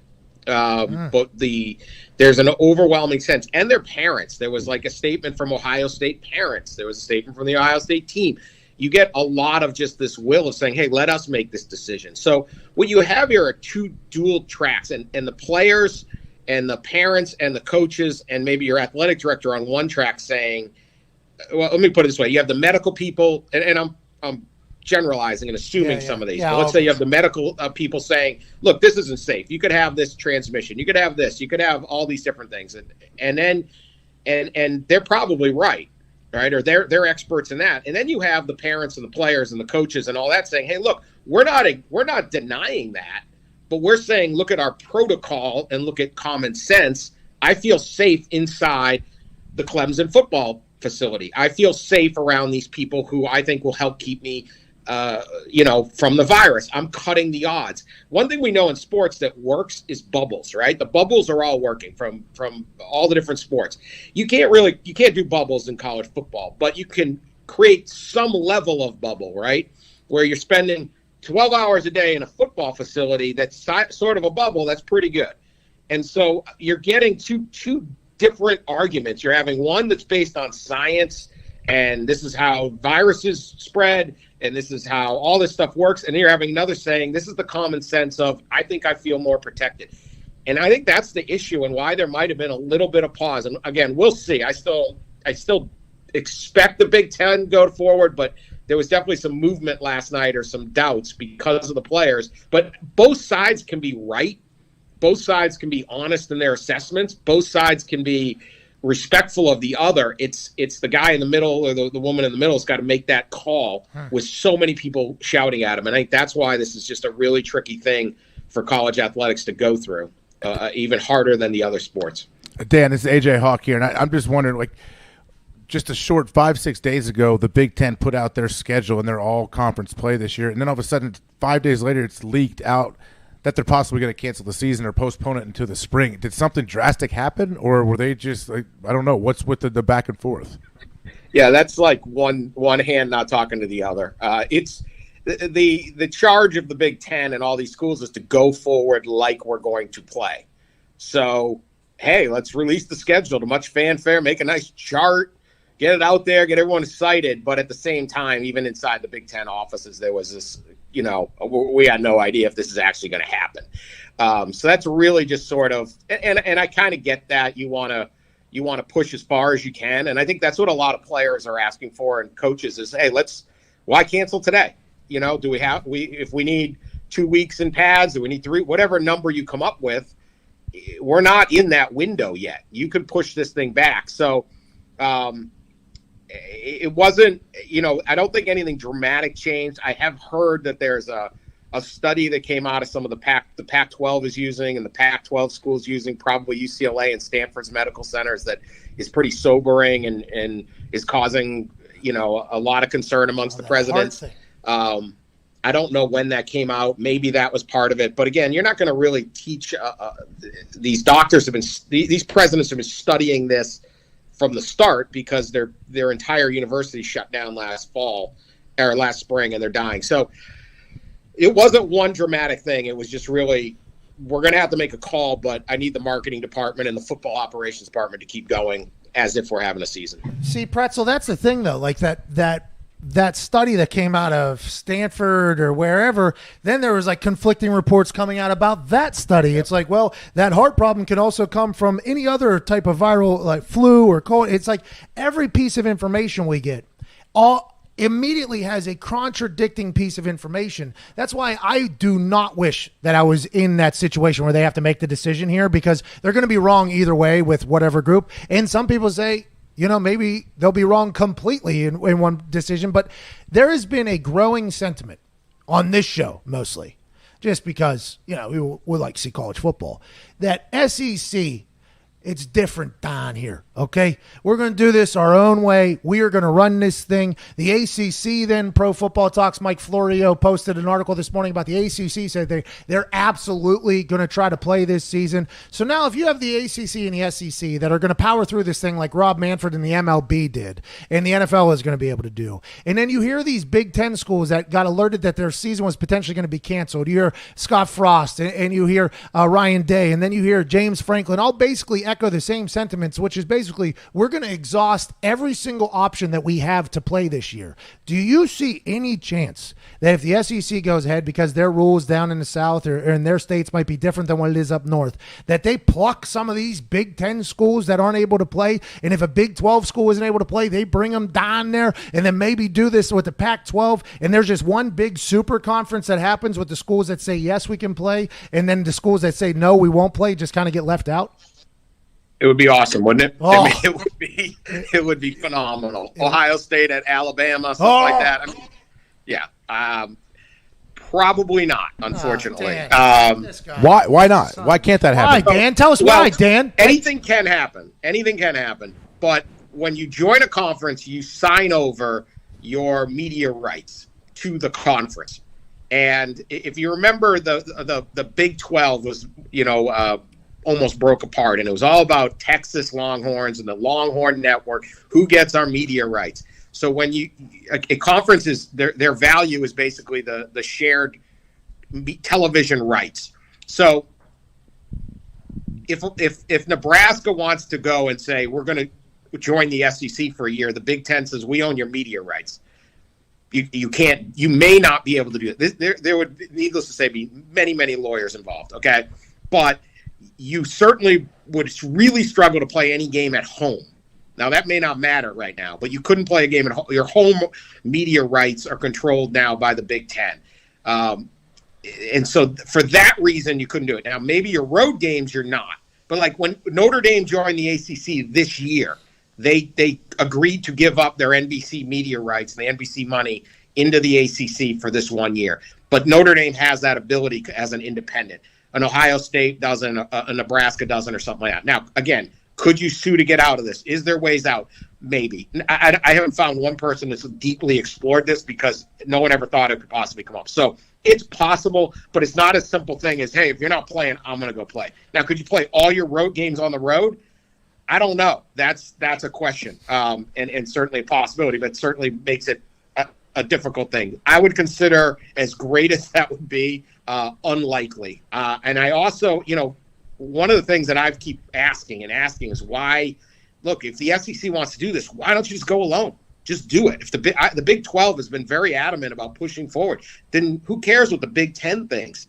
But for whatever reason, when you ask that question, almost universally, and I heard Greg Sankey say it this morning somewhere, could we? Yes, but we don't think that's the right thing to do or something we should do.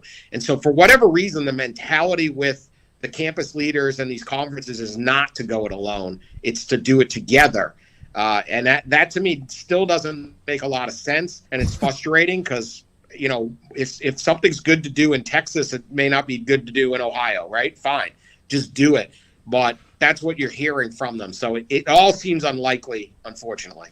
2 words, Dan. Force majeure. Okay, that's all. The force majeure, there's a clause probably in that contract somewhere where, listen, if there is a worldwide pandemic and a work stoppage and a conference stoppage, I would assume that some of these lawyers would be able to get in there and go to work. But I do understand where your depressing side of things are coming from. Yeah, believe me. I don't want it. There would be lawyers on the other side, too. And then can you get this done in a month? I don't know. True. It was certainly fun to watch. Very true. And if this thing falls apart, I'd love to see someone try. I mean, it'd be great stuff to write about and talk about. But it's not just as simple as saying, hey, I'll go now. If Michigan game's out, let's bring in Alabama. It doesn't. You can't just snap your fingers at that. The last question, Dan. We appreciate the hell out of your time here. This has been, really negative, but also very, very insightful. Yeah, I'm sorry. No, it's all right. You got a big brain. I understand. You know more than I live in like a fairy tale land. I'm actually in front of a Mickey Mouse pool right now. But Boston Connor's got a question for you. Yeah, Dan. How has recruiting been affected, and especially going into this next cycle here? If players aren't playing their senior year of high school, how are they going to get pulled to college? Yeah, so really interested in how recruiting is going to work, including roster management. If you don't have a season and you're honoring all these scholarships as they should, and kids can come back, you could have a 120-person team next year, and as much as and there's still only 11 guys in the field at one time, so that's going to be really interesting. 2 things in recruiting. One trend we have seen somewhat is it's hard. You can't really take campus visits, so more kids are just staying close to home and signing locally. You see the University of Miami is having a great recruiting year based on the talent in South Florida, just saying, hey, I'll stay and go to the U. They're not able to, maybe just, get on a plane with their dad or their coach or whatever and fly off to Arkansas to visit. So you're seeing a little bit of that. And then for the other kids, though, that aren't those immediately identifiable prospects, who knows? This is going to be crazy. It's going to be a lot of misses one way or the other, or hits, I guess, where you're trying to recruit kids off of junior tape. So some kids are going to look better than they were. Some kids are going to look worse and didn't get to play their best year of high school football and are going to maybe go to a school less than what they could have or at a lower level, and other kids are going to be over-recruited. You have some families leaving states where high school football isn't going to try to play somewhere else to get a scholarship and moving. Total chaos in the recruiting world and very difficult. And then the recruiters don't really have a chance to get to know these people face-to-face. You can't right now. It's a dead period. You can't get into a community, meet people, and all that. It's all Zooms and stuff. So it's going to be a strange year in recruiting. And 3-4 years down the line, it could have a significant impact on the season because who knows where, the guy who's the number 20 player as the junior may not be the number 20 player as a senior, and the number 500 guy might be. So you could have really good players at some unusual places. I love the thought of some dad, though, looking at his kid going into a senior year quarterback. The state says you can't play. Well, we're going south, kid. Let's go. We are moving high schools. We are picking up the entire family. We are going down to Texas where you will fire that pigskin, boy. And I'll tell you what, if the U comes back through all of this, that'll be good for I think that'll be good for college football if the U is back. And I told you that was the last question, but I got one more for you because it was a part of Trevor Lawrence. Oh, Wetzel, Pretzel, my guy. Yep. Oh, my. Pretzel, my guy. Pretzel. Where are you from? You have like a Chicago-like accent. Is that accurate? I live in Detroit. But I grew up in Boston, so I don't know. Oh, nice. Good for you. Detroit, by the way, they're going to win this year. I think this is the year Detroit wins. I think it'll be good. They Trevor, just in general, man, just in general. We haven't won much lately. I don't know if you've been paying attention, but we're on the comeback trail. A couple decades. I mean, it's all a rebuild, ain't that right, Foxy? I don't know if your microphone's loud. We got a diehard Detroit fan in the building right now, and his life is hilarious. This is the year 10-6. Playoff win for our Detroit Lions. I don't know if you've seen our Detroit Tigers. They've won 4 in a row. It looks like they're going to make the playoffs. Nobody cares. Okay, so Trevor Lawrence, Detroit. Listen, I love Detroit people. Okay, sports stink. Pittsburgh sports are starting to get bad too, so we should just kind of move on. But Trevor Lawrence mentioned this, and anybody who's been in a college football locker room, I think, understands this a lot more than people that haven't been in a college football locker room. You got people coming from very, very different backgrounds in neighborhoods that are potentially not in the best interest of a lot of players. I got a chance to learn a lot about life whenever I went into a college football locker room, whenever I took trips back home to where my teammates came from and got a chance to see where they were at. And Trevor Lawrence alluded to how being in the football operation and in the football program is much safer and much better than where they are potentially being sent back to. Now, is that just because Clemson is only doing online classes until September 21st that they would potentially have to get sent home? Or is the thought that these players will be able to stay at the universities, work out, train, kind of go to school there? Or do you see the chance of some of these guys potentially getting sent back to places that are not in their best interest for their life? And basically they've worked their ass off to hopefully bring their family out of that situation and getting sent right back there. Is that a good thing for the NCAA if that ends up happening? Yeah, I mean, again, I think the common sense protocol argument that Trevor Lawrence is making, that James Franklin's making, that Nick Saban's making, and Ryan Day and all these guys is that, look, you're better off here. We understand that this is dangerous, but you're better off here, even if you're breathing on some other guys during a football practice for a couple hours a day. And I think that voice and that opinion should be. I don't know how it exactly would work at Clemson. Most schools, these schools would have, a full ride for football. These aren't partial scholarships like the other sports. So you'd have a full ride, which would include room and board.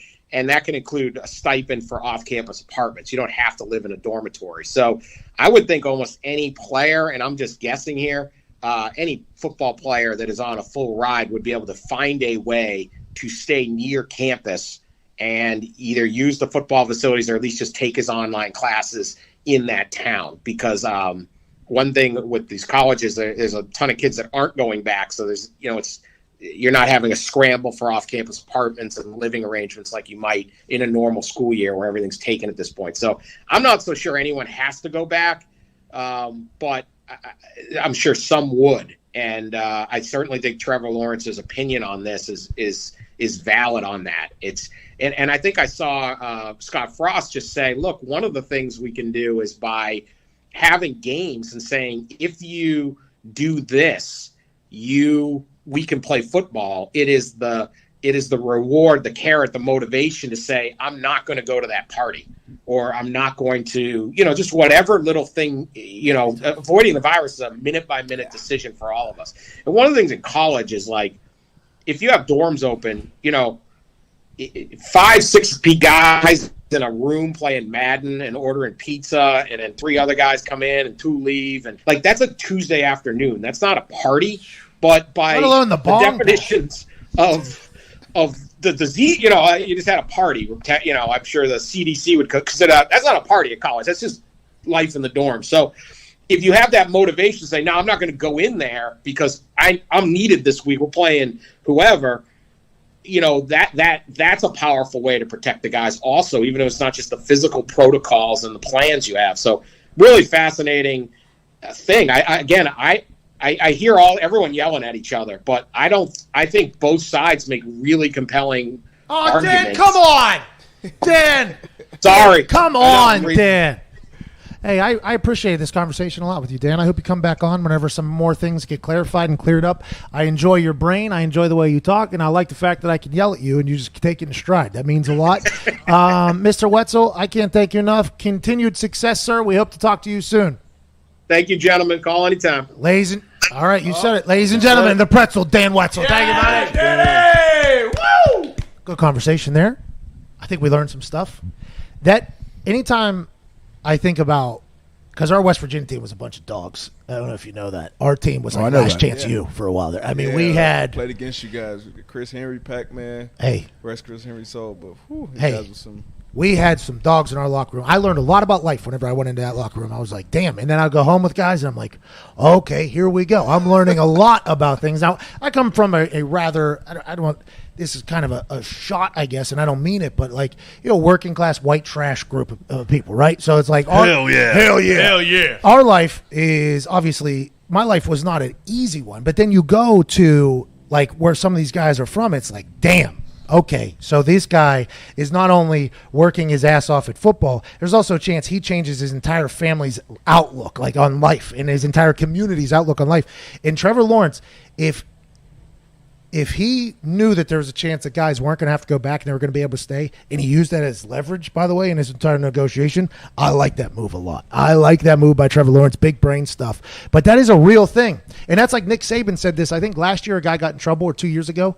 A guy got in trouble, and they wanted him to kick the guy off the team. He's like, what do you want me to do? You want me to send this guy back to the neighborhood he's from, or you want to maybe try to learn and be here? And that was like the first time I saw Saban. I was like, okay, that is one of the best things I've ever heard, because the easiest thing is just to give up on people, just kind of, especially these young guys, 18, 19, 20. Made a mistake. Yeah, you just kind of brush them off, and then you just, throw them back in the streets? Like, that's what you're going to do? There's a lot of guys that is the other option if this entire thing happens. So I hope they figure out a way to be able to take care of everybody. If they end up delaying, suspending, doing whatever, I hope guys get a chance to kind of stick around, because the amount of things you learn in that football program, discipline, being able to handle going to parties, and being able to handle waking up at 6 a.m. for a workout. That is something that you don't learn in a classroom. Yeah, absolutely. You do not learn that in a classroom. Being able to manage and work with people that are not like you. I mean, there's a lot of things that happen in that football locker room, and they've already been separated from each other enough here during the spring. I hope there is a chance for them to be able to keep it together here. But once again, we have no idea who's making that decision. If it was me, we'd go ahead and ride with this thing and hopefully use the Michigan thing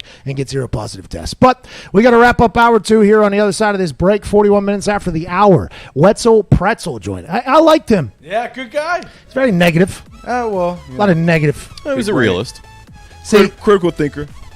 See, both of those things right there are how negative people spin their negativity. Oh, it's realist. No, you're a pessimist. We can't all live in the fairy tale land. We can't all sit by the Mickey Mouse pool all day, you know? By the way, I'm going right in that mouth of that Mickey Mouse right there. It is 700 degrees here, but I do believe we've gotten some shade, which is very nice. Hopefully more information will roll out from this president's meeting for the Big Ten that started an hour and 12 minutes ago. I doubt it, though. That's just a tease for us to act like we got something to talk about on the other side. We don't. This is the Pat McAfee Show, Tuesday, August 11th, 2020.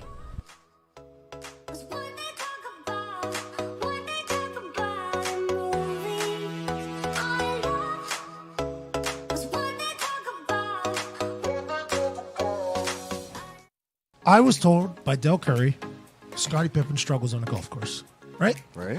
I was told at that thing that I'm going against Scottie Pippen the next day, match play, heads up, one-on-one Scottie Pippen. So we decide, like, okay, we could probably have a couple drinks, stay at the casino a little bit longer than we should.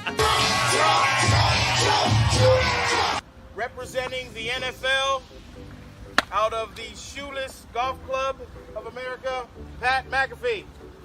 His opponent, representing the NBA, Scottie Pippen. You know what I mean? This guy's got 6 rings. Yeah. He's a fucking Hall of Famer.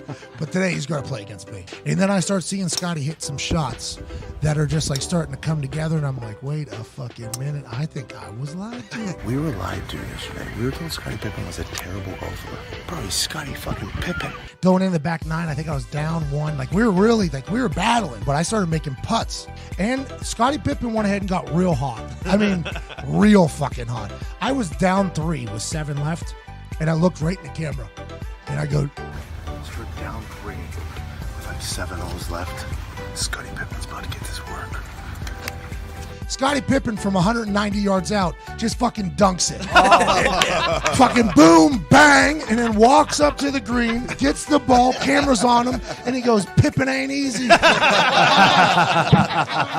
Kidding me? All right, down 4 with 6 left after Scottie Pippen just chips him from fucking 400 yards out.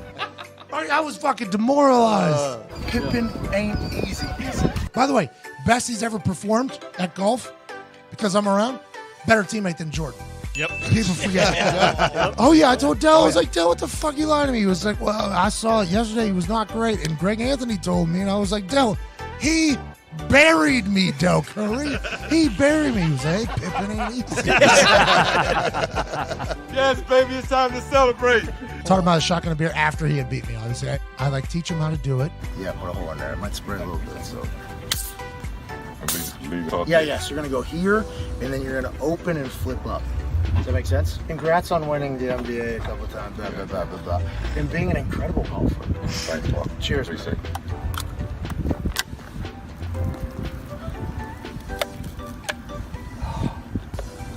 Hey. Damn. Okay, That's Scotty. the best Bud Light I ever had. Hey, there's no stuck hitting up here. You right.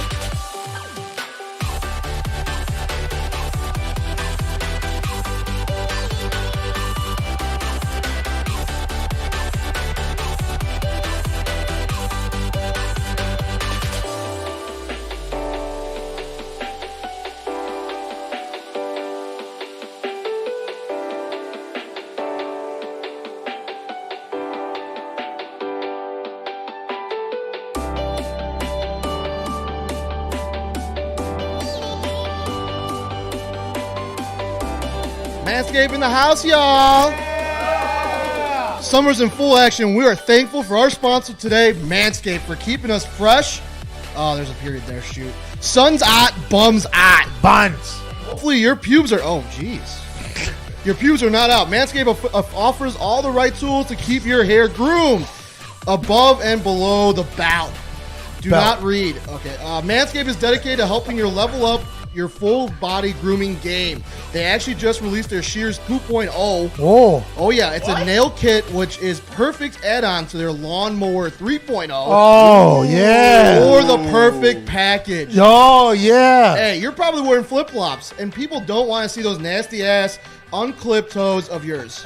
I added that. Nasty ass. yeah, probably. I'm going to call to action real quick here. Please do. Get 20% off and free shipping with the code PATM at manscaped.com.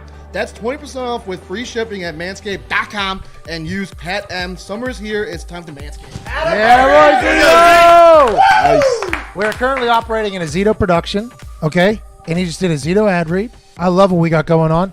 And we might be forcing these in because we missed them because we're a very professional show. But I want to let you know that the Grainger story of the week is a big deal. As you get back to business, Grainger is there to help with supplies and solutions for every industry, safety, recovery guides, 24/7 support, and more. Visit Grainger.com/recovery. Shout out to Grainger. And the Grainger story of the week this week is AJ Hawk falling asleep while Dan Wetzel was talking. Oh, my. While the pretzel was talking? Yeah, he did. No, it had nothing to do with Dan Wetzel. Oh, so you did fall asleep. Oh, no, I definitely started those. Look at that. I dropped my mic right here. Oh, my God. I had flashbacks to being in high school. It was tough. No offense to Dan. It was not him. Oh, no offense to Dan. Sounds like the I pretzel puts you in a pretzel. I left Ohio at 2:15 in the morning to rendezvous with you. You did. It's nice warm weather, too. Oh, you're sweating. That's what it is. It's the heat, man. I'm not built for this humidity. Me neither. Hey, me neither. Yeah, no, man. I run hot. I run very hot. That's what Chopper says all the time. Chopper, obviously. You run hot, Chops. Father-in-law of yours, Brady Quinn's dad. Also your wife's dad. That's what a father-in-law is. Oh, yeah. Yeah. Happy I can Legend. Brady Quinn. Good guy? Great guy, yeah. You sure? Had a big charity golf outing yesterday I played in. Oh, really? Masked? A lot of masks? Not big, I should say. Big money raised. Oh. How'd you shoot? It was a scramble. I had a 6-man scramble, my team was. And so you stink. So you guys won. Oh, no, yeah, we're bad. Yeah, we were all very bad. You lost with a 6-man? Lost. Someone turned in at 24 under. Oh, those people are cheating for sure. They're huge. You know, when you can buy mulligans and stuff, they all cheat. Yeah, yeah. And we didn't cheat enough, I guess. You got to keep your eye out for the cheating golf scores at Scramble. Was there money on the line?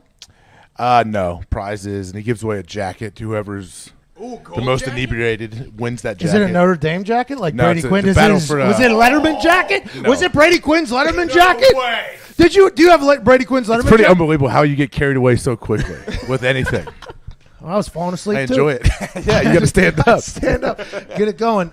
D-Bud, I appreciate you driving up from South Florida here today. Appreciate you for having me, man. I appreciate you, AJ, driving over to Indiana, flying down here. His videos are, honestly, though, your DB videos, I meant to tell you during a break, but might as well say it on air. Might as well. It's awesome. I So think it's good. great. People, all that stuff that, like, Orlovsky was starting to do some of it, but then when no one's done I mean, I DBs kinda like started you. it. So it's great because that's what the game is. Hey, you guys hell play of the a game. lot coming from you, man. I appreciate it. It's I mean, fun to watch. I kind of started it, but Started what? well, before there was Baldy's breakdowns, who refuses to follow me back. Before there was Orlovsky talking in a monotone voice over NFL Game Pass. There Just a was shot at Dan. You're damn right. There was a for the brand breakdown of what's going on in kicking and punting because It was nobody- very good. Thank you. Almost got a beam put on you. I tell my kids this, Bingo. Pat.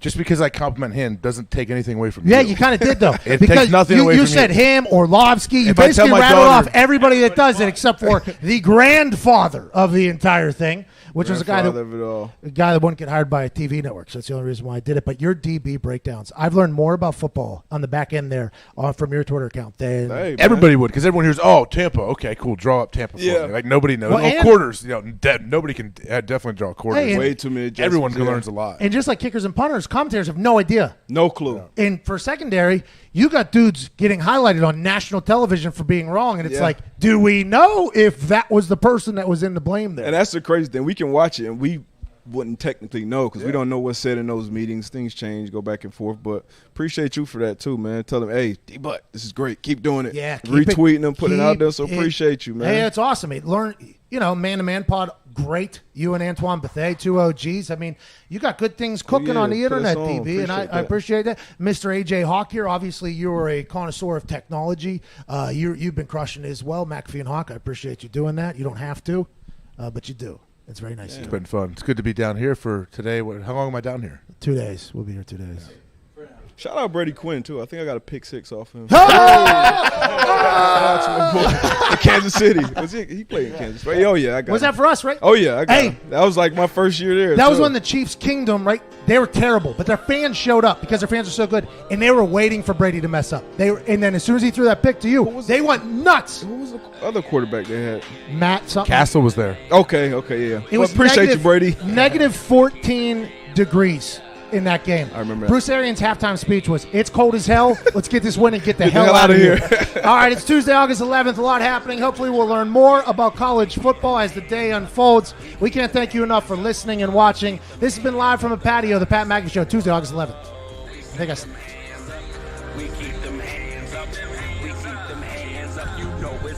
All right. So we're off radio right now. We're only on YouTube right now. I would like to let YouTube know that for this show to go off on YouTube right now, you should see the amount of motherfucking wires we got plugged in. Can't you turn a camera? Is there any way to show a camera? Well, we're on a patio that's like 2 feet by 2 feet here. The Zeta. This is the most Zeta. Now, granted, Tim McAfee, Jason McAfee, Mansouri, Zito. I mean, the group that came down here the day before to kind of put this together had their work cut out for them. I don't know how the fuck we got on air today, but I am pumped about it. I am very, very pumped about it. Great work back there, Zito. And a good ad read by the whole team there. And how do we feel about Dan Wetzel? We want to talk to him again? I like the pretzel. Hey, Mike. It's been muted for about like 4 breaks. I don't know what Jay did halfway through. Good riddance. I love the pretzel. You did. They spilled a lot of good info. We need that. We need a little voice of reason. Oh, in you're the talking world about today. being a negative mother. You're talking about being negative. Just telling it like it is. We don't know what's going on. Put AJ to sleep. Well, DB gets I it. mean, you need a little sunflower seeds or a little dip or something to stay up when he's talking. But he gave us good info. So Like now you're in a this meeting. whole couch, Like you're in a special Great teams info. meeting. this whole couch, Exactly. I don't feel as bad. Exactly. No, so you did fall asleep because It of didn't have him. anything to do I with was Dan. I was listening. I was listening too, and then all of a sudden my mic fell, and I realized I fell asleep. It had nothing to do with Dan. Just like my poor teachers when I was in 5th grade, and I'd doze off like, I'm sorry, this is not about you. This is about me. This is more a me problem than you. It's not you, it's me. Okay, so we got a couple. We get a couple questions from the YouTube that Zito sent over earlier to me that I would like to get to because YouTube crowd, if they stuck with us through this show, very, very There's nothing like them. Nothing like them. They hated Merrill Hodge yesterday, boy. I have never seen that much action. Why do they hate him? Well, fucking Merrill Hodge went on a set. He dropped me in the middle of a fucking war, basically. And I'm like, hey, Merrill, I didn't do all the research that you have done or read the articles. There's no reason for you to do what you. I was literally in the background of him talking, going, oh, Jesus Christ. But couldn't stop him. Couldn't stop him. No shot. And now I'm getting yelled at. I got to go watch that. I'll watch it here. in a little bit. Nah. Okay, so the question was YouTube question. I can't believe we have that graphic. Let's go to Bad Boy Bears. What does Darius Butler think of Phillip Rivers? Okay, so Phillip Rivers was chosen by the Colts over Tom Brady, we have learned. Now, that is alleged, but I was about to say how And Cam Newton. true is that? pretty Chosen over Cam Newton. well. No, I don't think they knew Cam Newton was going to be a free agent, but when Cam Newton became a free agent, they could have made the move, especially now that we're learning for $1 million it could have got him. Even though they're spending $50-some million on quarterbacks right now because Jacoby had a hell of a start until he got hurt last year. Yeah. But we had Chris Ballard on draft night, and I asked him, I was like, hey, there's a rumor that Tom Brady and his team were interested in coming to the Colts, and you guys would have obviously here had to chose Phillip Rivers over Tom Brady. Is that true? He said, I will not confirm nor deny that. Okay, so what the hell does that mean? I don't know. Phil Rivers, though, everybody that's a Chargers fan has tweeted to Colts people and me, and they've said, like, if he has an offensive line, he is going to be great. Phillip Rivers has been treated poorly by this franchise. He hasn't had a chance to do his thing, and they're like happy for Phil almost coming here or something like that. Like a lot of people said. And that's not everybody's sentiment, but in your eyes, this team, the Colts team, yeah.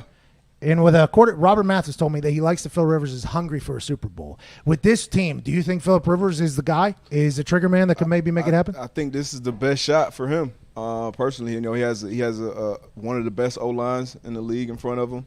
Obviously, you already have Marlon Mack behind him, but then you go and draft Jonathan Taylor, who's first-round talent for sure.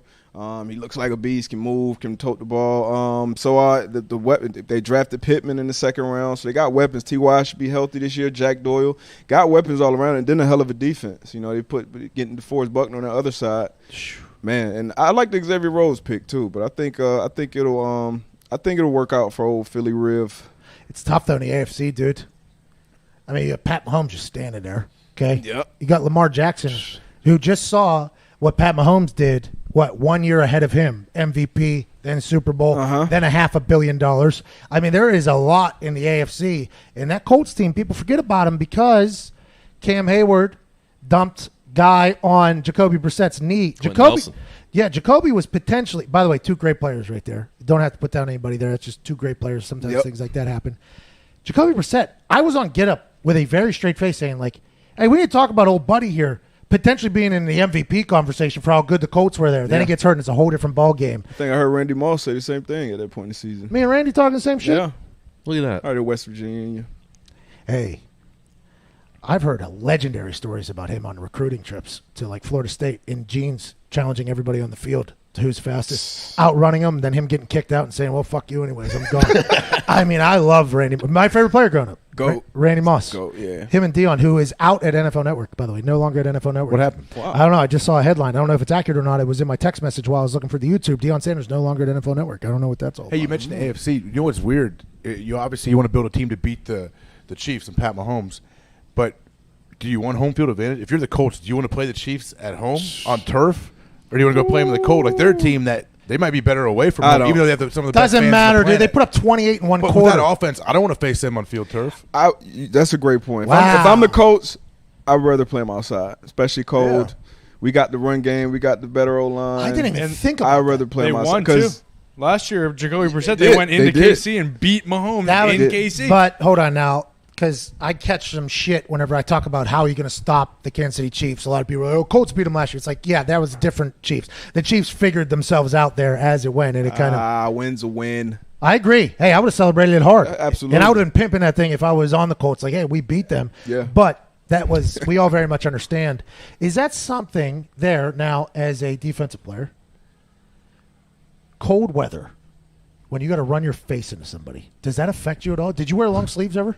I didn't wear sleeves just because it doesn't. Oh, help. you're When so it's- cool. When it's dude. 0, it doesn't. Oh, help. you're so tough. Ohio dude. State legend. I Oh, wore like scuba gloves because I just try to keep my hands warm, Yeah, and my toes that's warm. all that matters. That's all that matters. Your you arm- were a it short matters. sleeve guy too, weren't you? I was sleeves, short sleeves, regardless of the weather. What was that shit you guys? There's people that put like Vaseline on There's their Vaseline. Oh, There's like this warm skin. They got stuff Vaseline, too. new skin, I think it's called. But What I are mean, those like It doesn't do a whole lot. Yeah, what- like Yeah, long warm-ups pieces of doesn't paper matter. like Alvin Kamara wears? Turf tape, that's bro. turf, for yeah, turf, turf yeah. strip, yeah. Yeah, but with the new tape, right, or with the new turf, it's nowhere near like the old shit. That old shit that you probably came into the league. What do you mean? The Astro turf. The old turf? I didn't go in the league that long ago. Jeez, They didn't have it. I played on that old turf my freshman year in college at Wisconsin. Okay. The starter got hurt, and I had to go in and play the whole second half on old school turf in like nubs. I was about to say, what kind of shoes you have Yeah, on? we had like J's? the old school Nike nubs with the strap that weighed like 40 Oh, pounds. They were yeah. awful. We thought they were sweet at the time. They were. Yeah. Probably spatted them bad boys up. Did you have a good game or no? Yeah, I did all right. I was a freshman. I had to step in and play. We won, so that's all that matters. I guess. Who were you worried about? Wisconsin? It was Wisconsin. Wisconsin. You ever seen their offensive linemen and their fullbacks and the tailbacks those guys have? Big.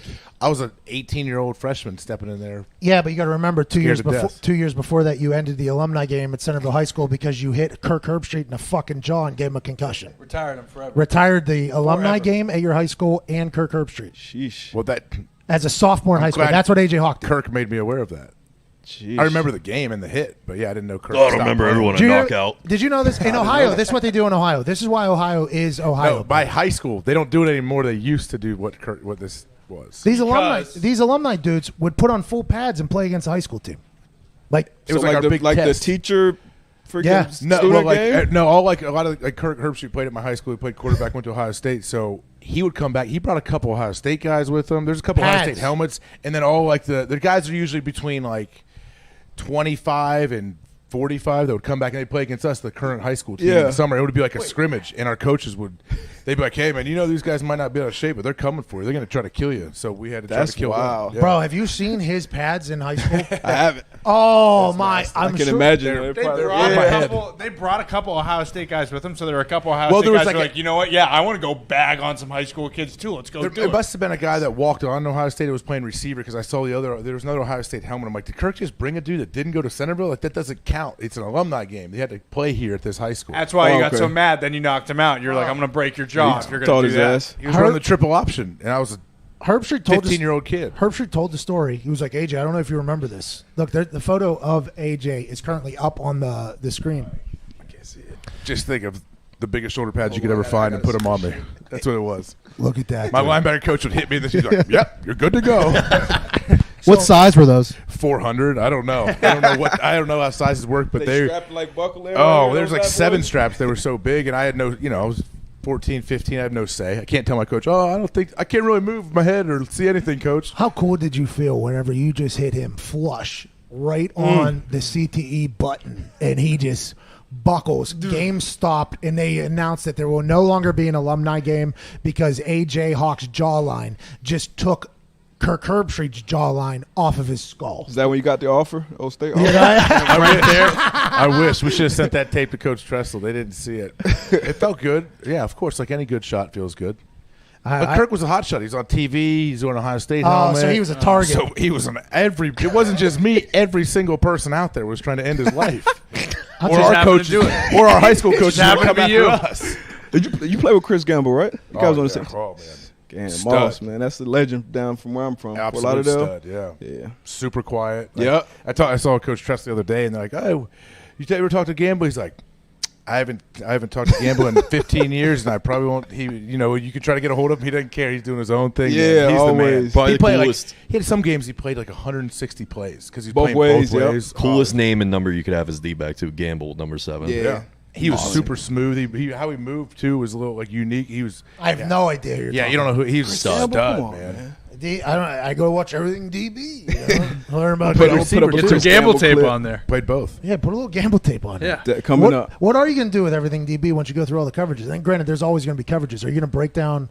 I can break down any literally Situational situation, football, red zone, third down, alumni section, when's the shots coming, 40 to 40, right? Waist downs, like we alumni section, 40 to 40. 40 You call it alumni section? Yeah, because that's where all the big money is, dude. Wow, I've never heard that term. I know that's where you take shots, but I didn't know that. I thought that was when AJ knocked out Kirk Herbstreit. Oh, that's probably where he hit him. That's probably where he hit him. Oh, shit. Speaking of Herbstreit, I texted him early this morning and asked him if he wanted to join us today in the 11 o'clock hour. He texted me back at 10:40. He said, sure. I did not see that. So now I just got a text from him at noon and said, what happened? That's what he said. We should say, hey. We had Wetzel, sorry. We had AJ on the show. We just figured, you didn't want to come on and talk to him since he ended your career. Oh, fuck. Tell him Dan Wetzel went long. We'll get him tomorrow.